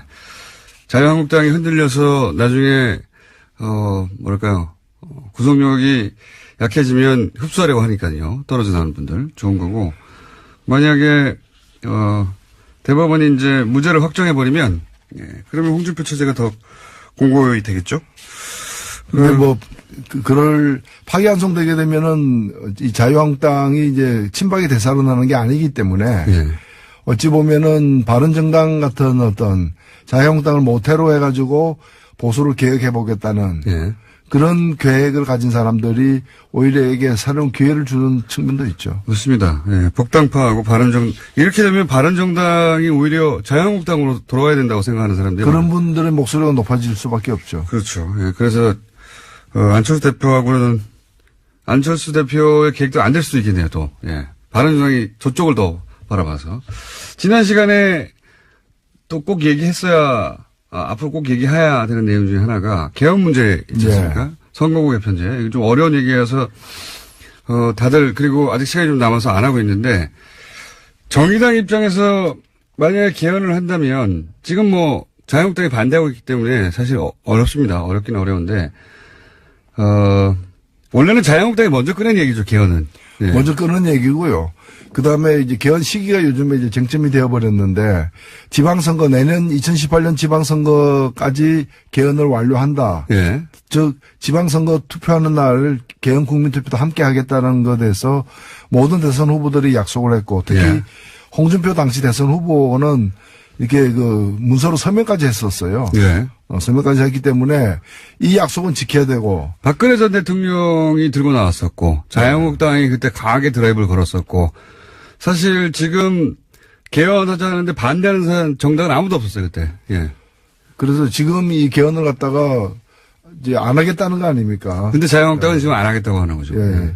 그래서 저는 약속은 지켜야 되고 약속 못 지켜서 면허 반납해야 되는 거죠. 면허 반납. 예. 이거는 정당 등록 취소감이라고 저는 그렇게 생각합니다. 등록 취소감입니다. 자유한국당은 왜 반대할까요? 내세우는 거는 이제 지방선거에 불리하다는 건데 아니 헌법을 갖다가 30년만에 고치는데 일개 지방선거 뭐 지방선거 중요하지 않다는 뜻이 아니라 선거 한 번에 유리하냐 불리하냐를 가지고 할 부분이 아니고 그리고 어차피 자유한국당은 내년 지방선거 불리해요. 개헌 안 한 데서 유리해지는 것도 아니고 어차피 불리한데 더 불리할 것도 저는 없다고 보고 그래서 일단은 전국의 주도권을 갖다가 이제 뭐 정부 여당이 쥐게 될 거 우려한다는 건데 그것도 저는 뭐 그것 때문에 개헌을 반대한다는 것 자체가 이유가 되지 않는다고 봅니다. 근데 자유한국당이 반대하면 어쨌든 개헌안이 통과될 수가 없지 않습니까? 지금 의석수상. 개헌안을 누군가가 모르겠습니다. 국회에서는 아예 합의가 안 될 것 같아요. 그래서 저는 예. 그 점을 갖다가 자유한국당을 최대한 압박해야 된다. 일단은 약속을 지키라고 해야 될 것이고 약속을 못 지키기 때문에 그 국민들에게 사과해야죠. 약속을 못 지키게 됐다고. 그리고 개헌을 갖다가 할 생각이 없다면 국민들에게 사기를 친 거 아니에요. 그건 정말 정당을 해산해야 되는 것이고 그게 아니라 시점을 조금 바꾸면 좋겠다. 예. 뭐 이때는 불리하니까 뭐 석 달 후에 하겠다고 한다면 그것까지는 봐줄 수 있다는 거죠. 그렇다면 그 약속을 국민들 앞에 공언하라는 거죠. 그런 점에서 개헌 열차를 멈출 이유는 없다. 개헌 열차가 6월 지방선거 때 투표하기로 했다면 그 6월 13일 역에는 서야죠. 근데 그걸 안 쓸 생각인 것 같아요. 안 쓸 생각이라면 그럼 그 다음 역이 어디냐. 예. 그거라도 국민들에게 밝혀라는 거죠. 밝혀도 지킬까요? 그러니까 저는 그렇게 안 지킬 것 같으면은 이 운동장을 떠나라 이렇게 얘기를 해야 되는 거죠. 운동장을 떠나라. 현실적으로 자유한국당이 반대하는 한 개헌을 할 방법이 없었습니까, 사실. 국회를 통과하지를 못하니까. 그건, 부차적인 문제는 아니지만 그건 그대로 두고 만약에 개헌을 한다면 꼭 포함되어야 하는 내용이 뭡니까, 정의당 입장에서. 선거구제 개편이죠. 예, 뭐, 여러 가지가 사실입니다. 저는, 정의당은 기본권 신장과 지방분권을 강조하는 게 기본이고요. 특히 기본권과 관련해서도 해서 이 노동권을 갖다가 복원시키는 재헌의회 수준으로 우리가 이 정부를 처음 만들 때 헌법을 처음 설계할 때의 정신으로 돌아가는 그래서 지금 그동안의 독재 정권들이 들어서면서 부당하게 기본권들을 제약한 특히 노동상권을 제약한 부분을 갖다가 회복시키는 내용 그다음에 선거와 관련해 가지고 비례선거 원칙을 선거에 못 박는 예 이제 헌법 조문에다 못 박는 비례선거의 원칙을 좀 더 자세히 설명해 주시면요. 네 이제 국민의 민심 그대로 선거 결과에 반영될 수 있도록 하는 이거는 여러 가지 측면 하나는 이제 선거 제도와 관련해서 지금의 선거 제도가 예를 들면 가장 뭐 비근한 예로 정의당이 7.3% 얻고 의석을 7.3% 가지는 게 아니라 의석은 2%밖에 못 가지는 이런 문제들. 그다음에 인구 대비로 표의 등가성 문제. 그 농촌의 한 표가 도시의 뭐 2표하고 비슷한 지금. 그건 왜 그런지 설명해 주십시오. 예, 그게 이 선거구를 획정할 때 예를 들면 10만 명당 1명을 뽑는다고 이러면 농촌 같은 도시에는 20만 명당 1명까지를 허용하는 거예요. 독일 같은 경우에는 1.5 이상이 되면은 위헌이다.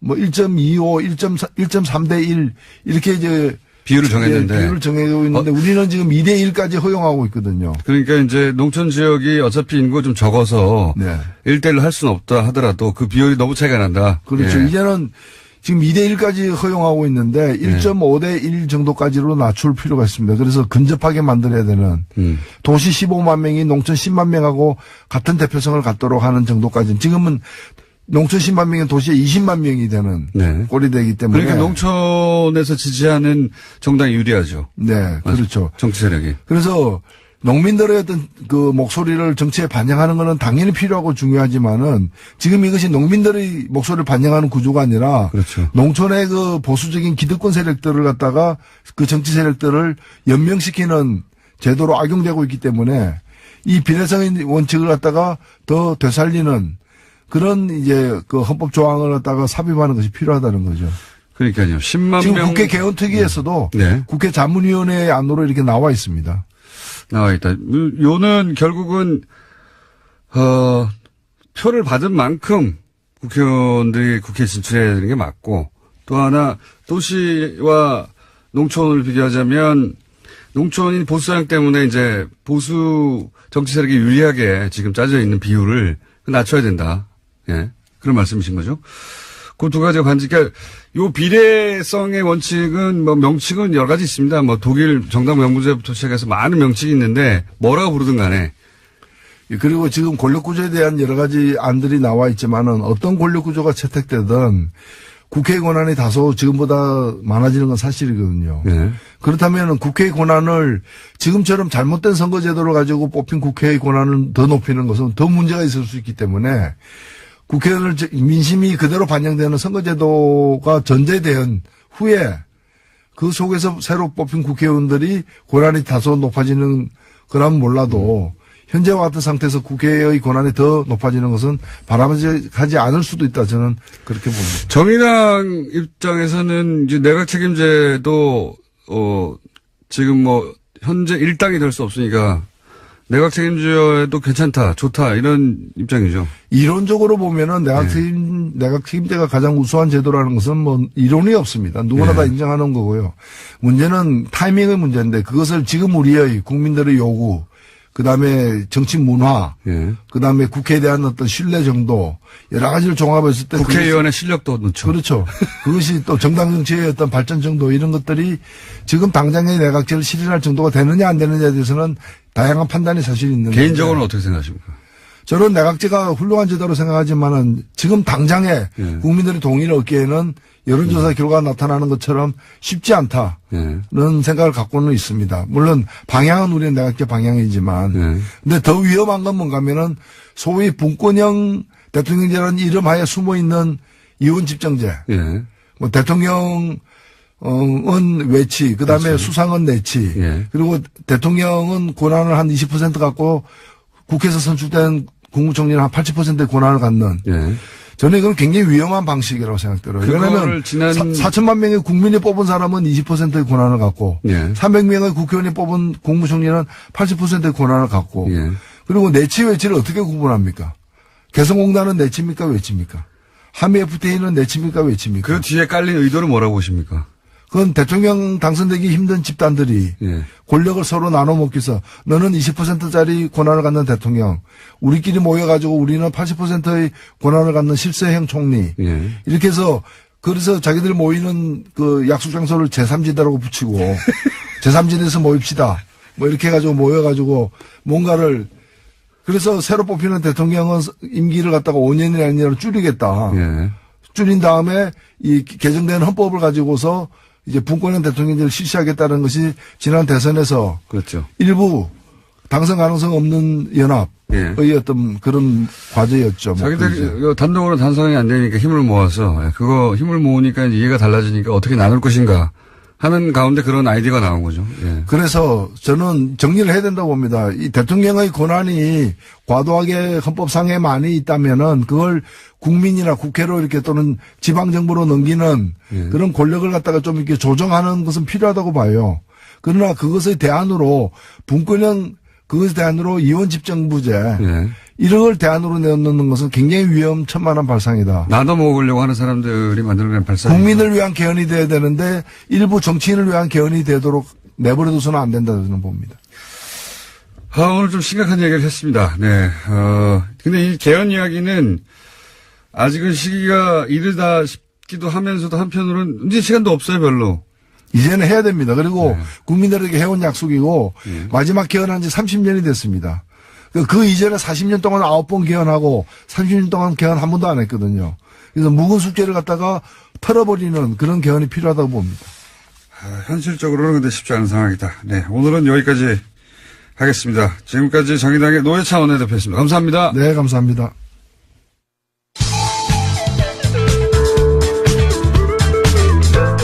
진실 찾아 3만리, 고기 찾아 10만리. 시사요정 김어준입니다.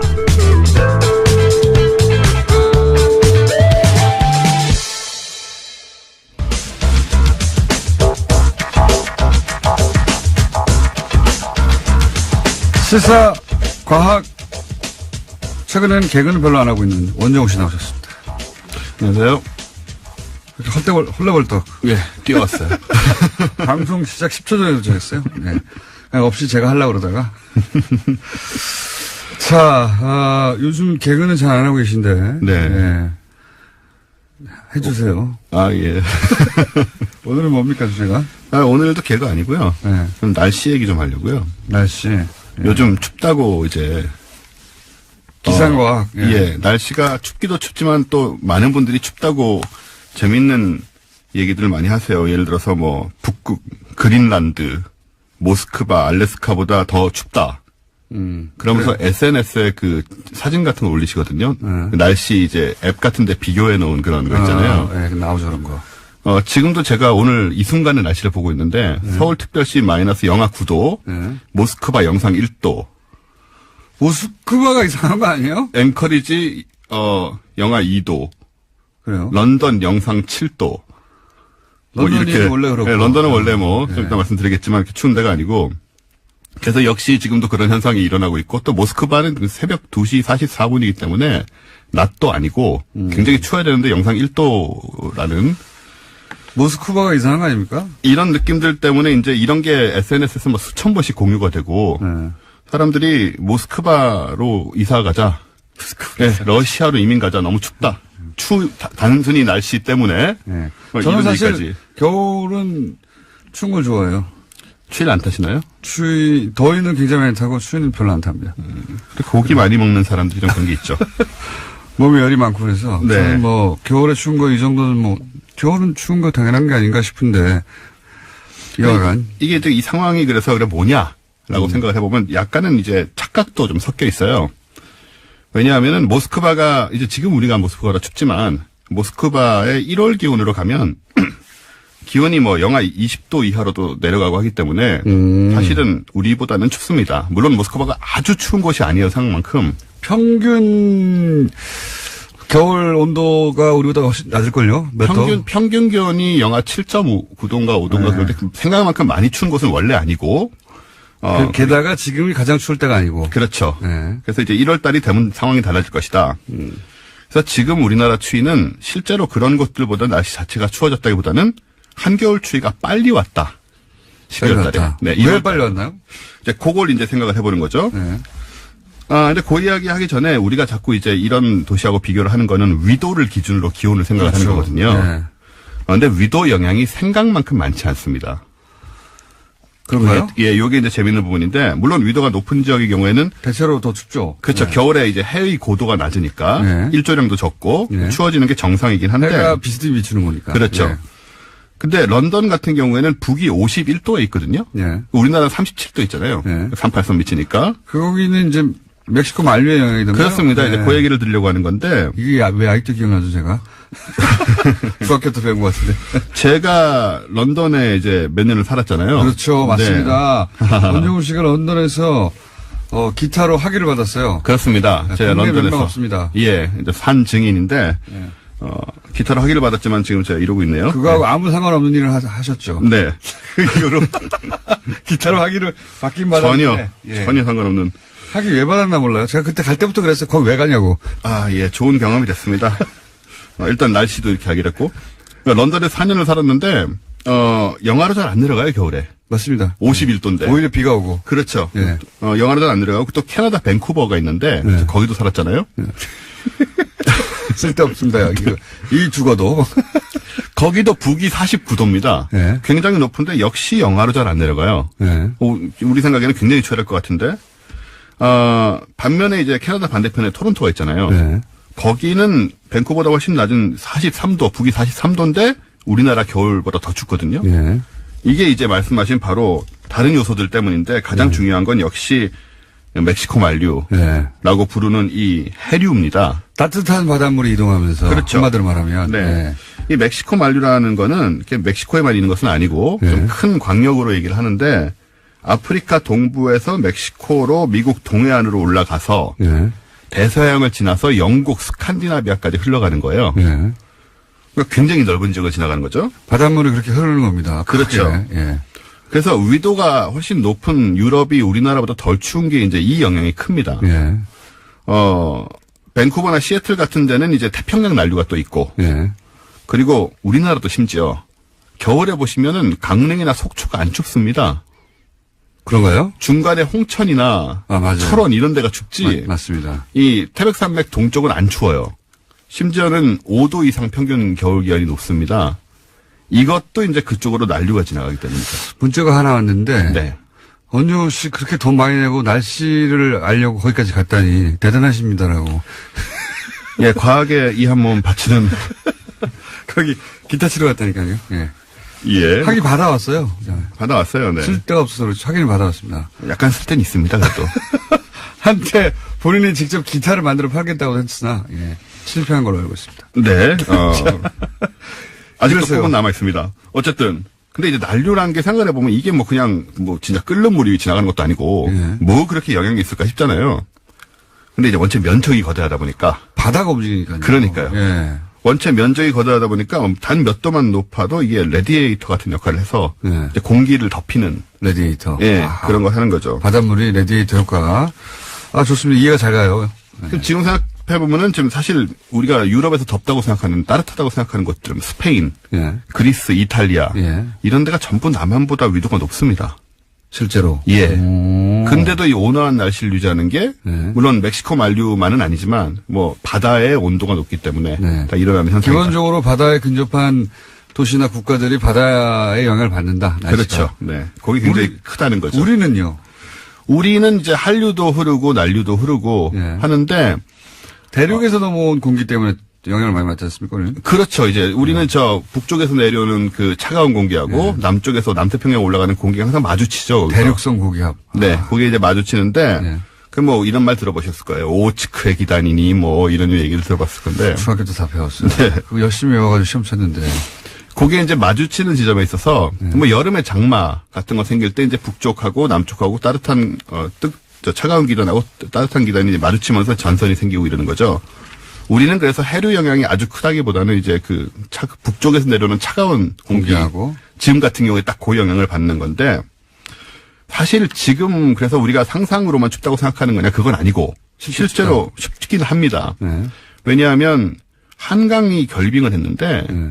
이 12월 초에 결빙을 했거든요. 네. 이게 1946년 이래 71년 만에 가장 이른 결빙이에요. 그러니까 빨리 추워졌다. 네, 빨리 추워졌죠. 한마디로. 그렇죠. 그리고 이게 뭐 그러니까 우리가 더 춥게 느끼죠. 착각은 아니고 이제 춥기 춥습니다. 예년보다 더 빨리 추워졌으니까. 근데 예년에 그러니까 한겨울에 가장 추울 때에 가장 낮은 온도하고 비교하자면 거기까지는 안 갔지만 아니, 빨리 그렇진 추워졌다. 않죠. 빨리 추워진 거죠. 네.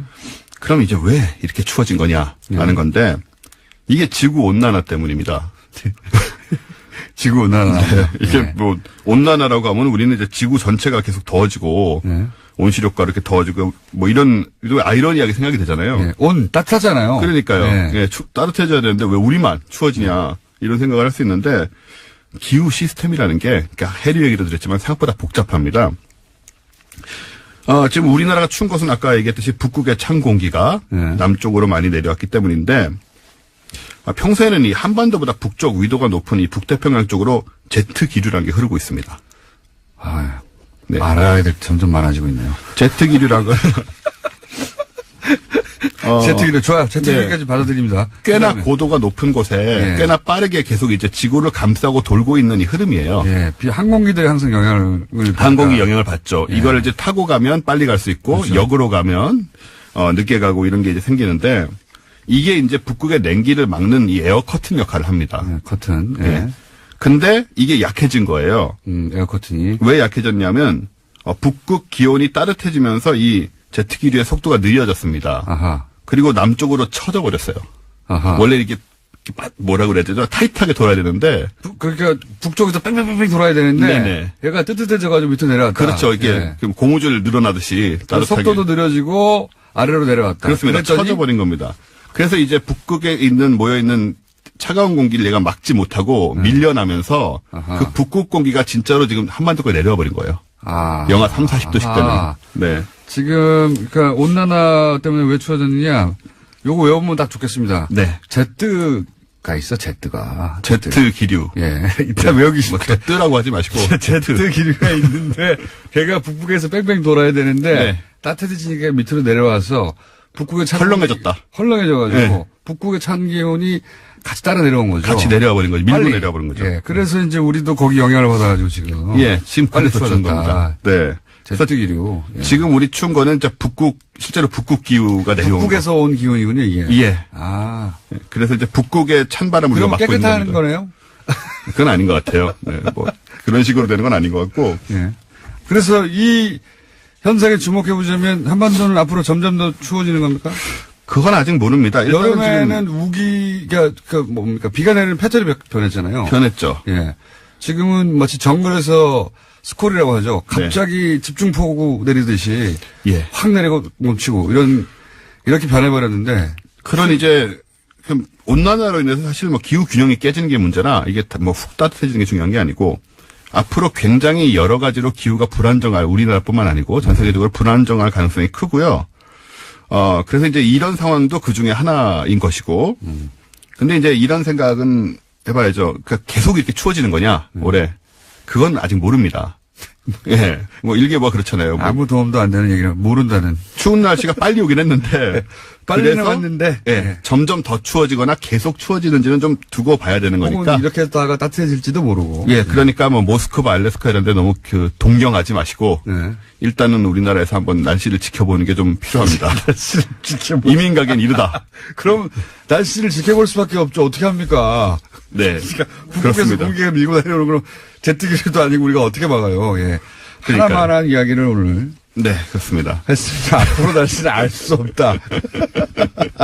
그러나 지금까지 벌어진 것은 온난화의 영향이다. 네. 그렇게 봅니다. 온난화라는 게 따뜻해지는 게 아니다. 예.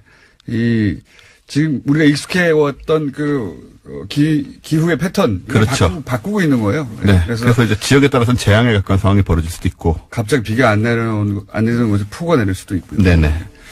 이렇게 갑자기 빨리 추워질 수도 있는. 예. 그러나 그렇습니다. 앞으로는 알 수 없다는 알 수 없습니다. 하나만한 얘기였습니다. 자, 네. 원정우 씨였습니다. 감사합니다. 감사합니다. 내일 뵙겠습니다. 안녕.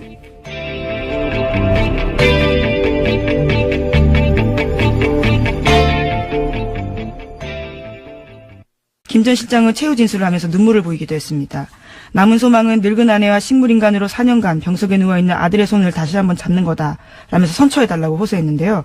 그러면서도 자신이 했던 행동에 대해서는 틀린 게 아니다라고 이야기했습니다. 종북 세력으로부터 나라를 지켰다. 그게 자신의 사명이었다. 뭐 이런 취지의 최후 진술을 했죠. 예, 네. 그렇죠. 한치의 의심도 없고 애국심을 갖고 성실하게 직무 수행했다라고 주장하고 있습니다. 아직도요. 종북 세력으로부터 나라를 지키는 게 본인의 사명이었고 다만 이게 빠졌죠. 누가 종북인지 감별은 내 마음대로 한다. 네, 이 문장이 빠진 거죠.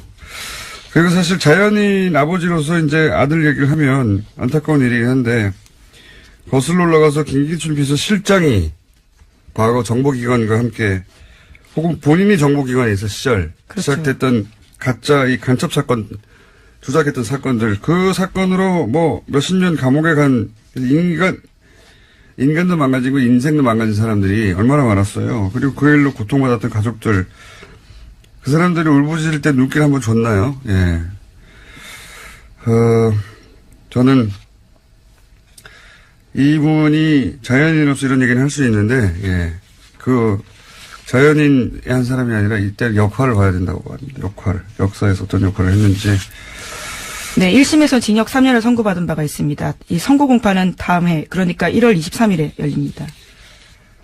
자, 관련 재판들 계속해서 지시를 따랐을 뿐이라니 그런 얘기를 하는데, 최순실 씨는 어떻게 되고 있어요? 네, 최순실 씨는요, 지금 현재 서울 동부구치소에 수감 중인데요. 계속해서 검찰 소환을 거부하고 있습니다. 특활비 상납과 관련해서 검찰이 나오라고 이야기하고 있는데 불응하고 있는 겁니다. 그러면서 윤석열 서울중앙지검장 핑계를 대고 있습니다. 자신의 과거에 광합수사를 당했기 때문에 믿을 수 없어서 나올 수 없다라는 겁니다. 윤석열이 이끄는 검찰 조사는 못 받겠다 이런 거죠. 예. 그렇죠. 윤석열 팀이 잘한다는 얘기죠. 예.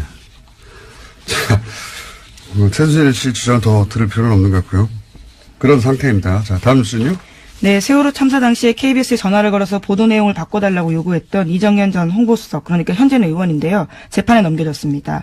청와대 등이 보도 개입을 했다라는 건데요. 검찰의 판단입니다. 과거 2014년 4월 21일에 KBS에 전화해서요. 적극적으로 좀 도와달라라는 이야기도 했고요. 아예 녹음도 바꿔달라라는 이야기도 했습니다. 이런 것들이 보도에 부당하게 개입됐다면서 지난해 세월호 특조위가 고발을 한 적이 있는데요. 이에 대해서 검찰이 재판에 넘긴 겁니다.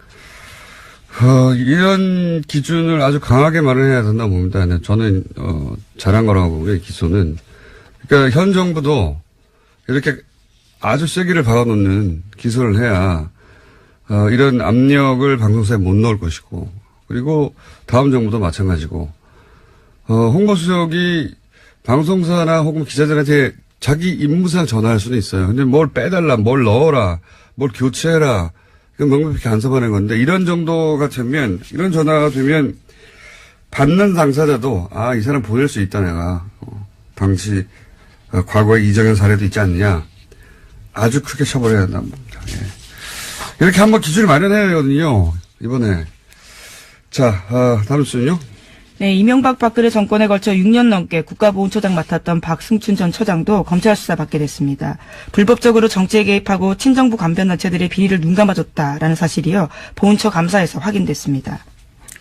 마찬가지라고 봅니다. 자, 다음 뉴스는요?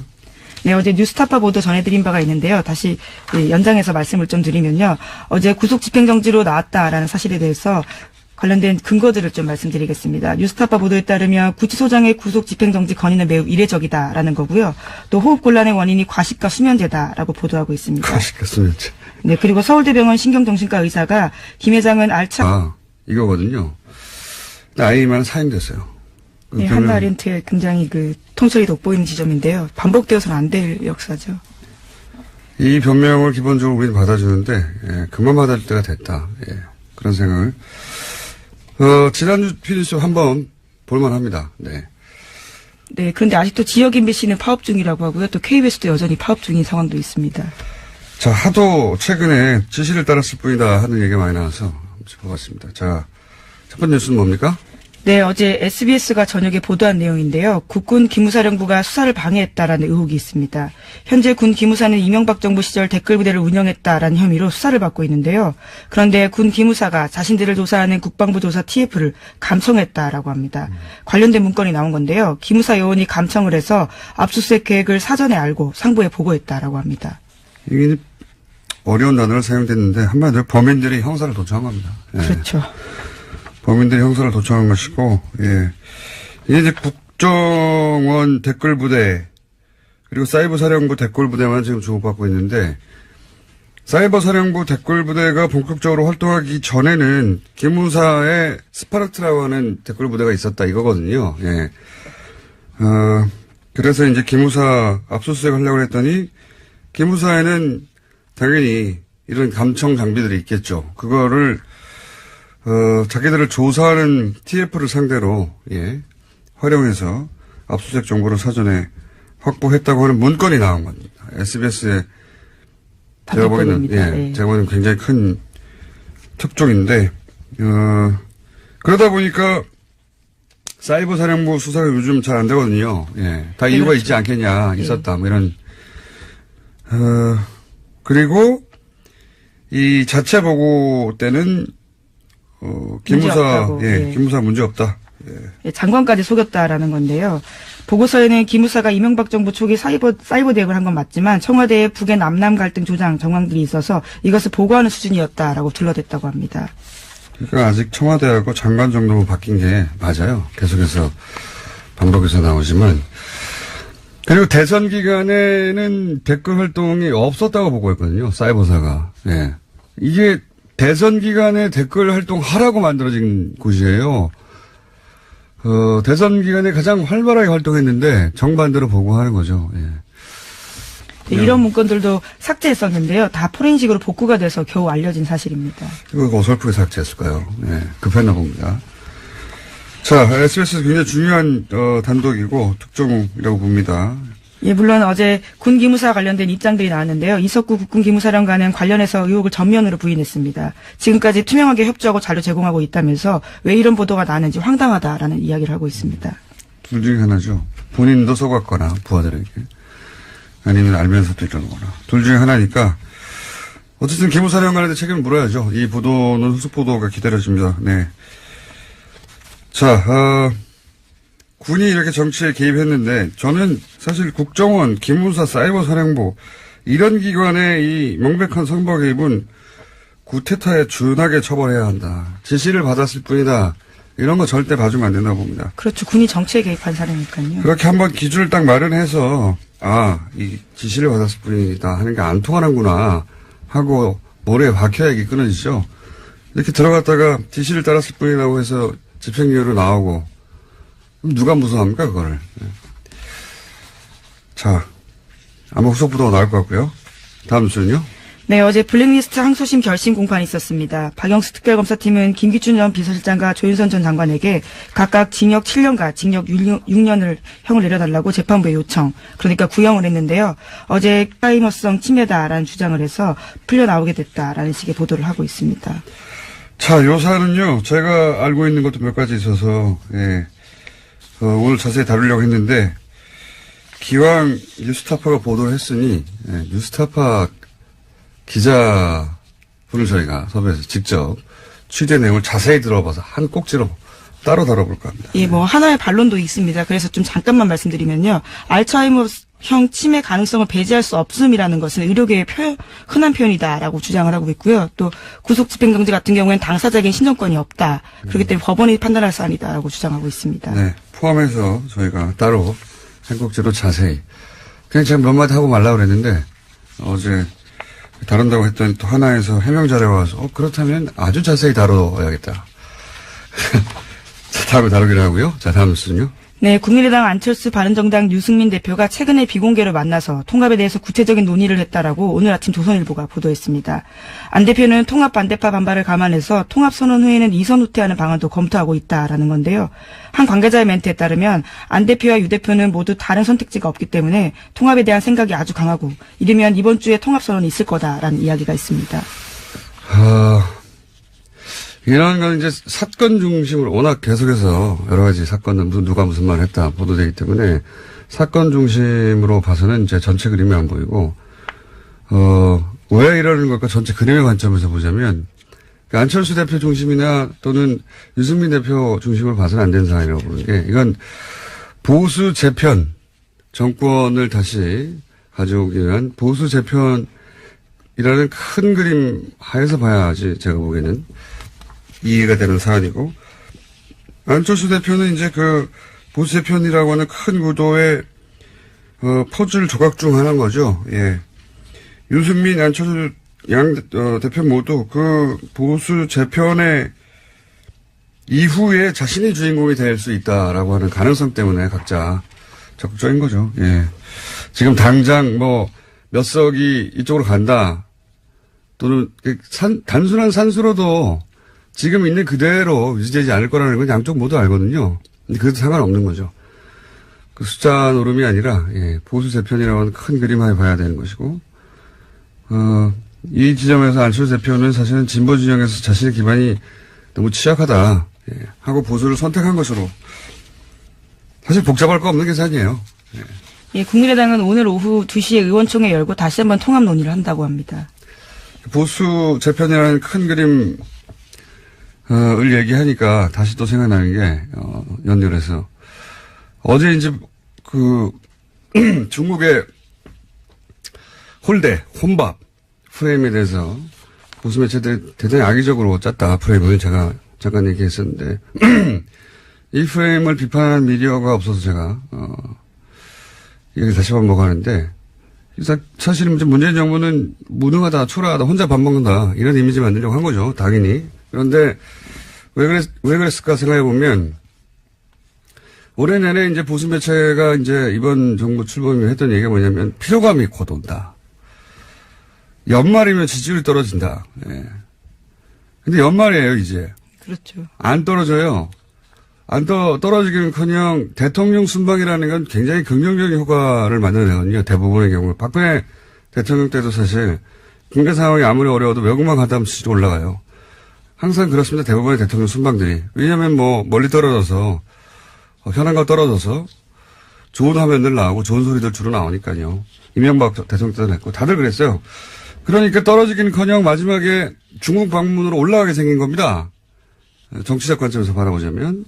게다가 안녕하세요, 김호준입니다. 지난 12일 MBC PD수첩이 MBC 몰락 7년의 기록을 발견했습니다. 공영방송사 하나가 어떻게 통째로 정권에 장악되어 갔는지 짚어가는 방송을 보며 그 과정을 조력하고 지방 MBC 사장으로 영전한 보도국의 전 간부들의 특히 눈이 갔습니다. 그들은 하나같이 카메라를 피했습니다. 내가 뭘 잘못했냐고 항변하는 그런 이념적 확신범들이 아니었습니다. 유대인 학살의 총책임자였던 힘너의 부하장교로 악명이 높았던 나치 아이히만 체포 당시 사람들은 놀랐죠. 실제 그가 너무 평범하고 심지어 가정적인 사람이어서. 재판 과정에서 아이히만은 자신에게 주어진 임무를 월급 받으면서 제대로 처리하지 못했다면 양심의 가책을 느꼈을 거라고 진술했습니다.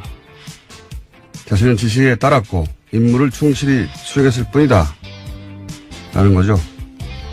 국정원의 주도하에 군사작전처럼 진행됐던 MBC 작업 과정에 기여했던 그들도 무슨 특별한 악당이 아니라 평범한 직장인, 생활인이었던 겁니다. 어느 날 주어진 영달의 기회를 마다하지 않았고 그 기회가 부여한 임무를 따랐을 뿐이었던 거죠. 사실 대부분의 친일파도 그랬을 겁니다. 친일파 이래로 이런 부역을 어떻게 상대해야 하는지 우리 사회는 마땅한 증거를 마련해두지 못했습니다. 너도 그때 그 자리 가봐라 어쩔 수 없다. 미래를 봐야 한다. 죄가 문제지 사람이 문제냐. 그렇게 넘어갔죠. PD수첩을 보며 공영방송을 통째로 와해시킨 게 저렇게 평범한 사람들이었다는 걸 다시 한번 깨달으며 그런 생각을 했습니다. 이번만은 물렁해지면 안 되겠다.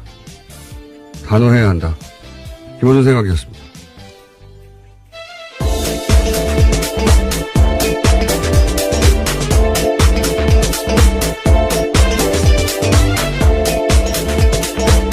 시사인의 김은지입니다.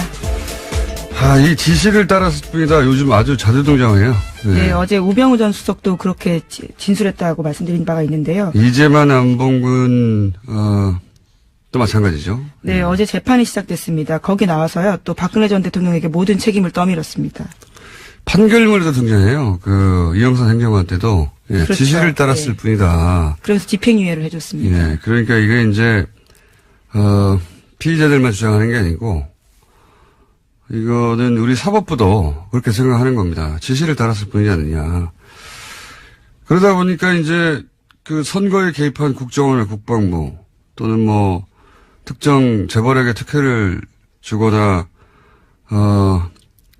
정권의 비판적인 세력을 조직적으로 탄압한 청와대 다 똑같은 말 하는 거예요. 똑같은 말. 지시를 따랐을 뿐이다. 이게 아이히만 예루살렘의 아이히만이라는 예. 유명한 사례죠. 예. 알고 봤더니 주변에 좋은 사람이었던 겁니다. 네, 악의 평범성이다라는 예. 말이 있는데요. 그래서 이제 아이만 재판을 취재한 철학자가 그런, 보고서를 냈어요. 악의 평범성이라고. 이 PD수 보면서도 똑같은 생각을 했어요. 이게 방송 장악에 이제 협조를 했고, 그리고 출세를 했는데, 거기 보면 PD 수첩을 하던 그 출신도 있어요. 그 사람들 중에는. 그 사람들이 뭐 예를 들어서 이전 정권 때 핍박을 받아서 그런 게 복수를 한 게 아니거든요. 이 사람 내가 당했다고. 그게 아니에요. 그냥 기회가 왔고, 그리고 그 자리가 준 임무를 열심히 한 겁니다. 예. 평범한 사람들이 그런 짓을 따른 결과가 대통령이 중국에 가서 실제로 뭐 사드 경제보복 문제를 풀기라도 하면 그게 제대로 보도되면 얼마나 지지율이 올라가겠어요. 그 뻔한 상황에서 지지율이 올라가는 걸 거꾸로 막았어야 하는 겁니다. 예. 올해가 지지율이 떨어지는 채로 끝나야 왜 내년에 지방선거거든요. 바로 지방선거. 지금 이 바른정당 안철수의 국민의당 유승민의 바른정당이 합치려고 하는 것도 지방선거 이후에 정계 개편 보수 재편의 연결선상에서 일어나는 일이고, 이 홀대론도 사실은 이렇게까지 생각해 보시면 대통령 순방을 주류 미디어가 이렇게까지 대대적으로 공격한 사례는 없어요. 그건 진보 보수를 떠나서. 보통 대통령이 해외 나갈 때는 대충 좋게 말해주거든요. 이번에는 가기 전부터 사실은 철저하게 프레임을 준비했다. 예. 그 중에 이제 혼밥 같은 게 걸린 거죠. 예. 그러니까 굉장한 정치적 의도를 가진 프레임인 거죠. 예. 자, 여기까지 하고요. 오늘은 2부가 게스트가 두 분이 있기 때문에 제목 하나 정도 읽고, 제목 하나 정도 안 읽으면 아쉽잖아요. 네, 가상화폐 거래소 유빗이라는 곳이 있는데 여기가 해킹을 당해서 파산당할 위기라고 합니다. 아, 비트코인이요? 예. 비트코인 관련도 내일 한 번 더 다루고 전문가도 따라 한번 보시는 것으로. 비트코인에 대해서 할 말이 많아요, 저도. 자, 한미연합훈련 때 한미연합훈련을 평창올림픽 뒤로 미루자. 예, 어제 문재인 대통령이 미국에 자세네요. 제안했다라고 예. 밝혔습니다. 미국 쪽도 연기 여부를 검토하고 있다라고요. 미국 MBC 방송 인터뷰에서 밝힌 바입니다. 이게 성공하면 또 한 번 이제 소위 미들 파워로 전환하고 있다. 한국이 강대국 사이에서 이런 최근에 외신 보도가 있었거든요. 그러니까 강대국들 사이에서 중간자적 역할, 중간자적 외교의 가능성을 엿본다. 뭐 이런 외신의 보도가 있었어요. 우리나라에서 보도가 안 됐지만. 그러면서 미들 파워라고 불렀는데 성공한다면 미들 파워로 다시 입지를 자랑할 수 있게 되겠죠. 예. 자, 여기까지 하겠습니다. 시사인의 김은지였습니다. 감사합니다.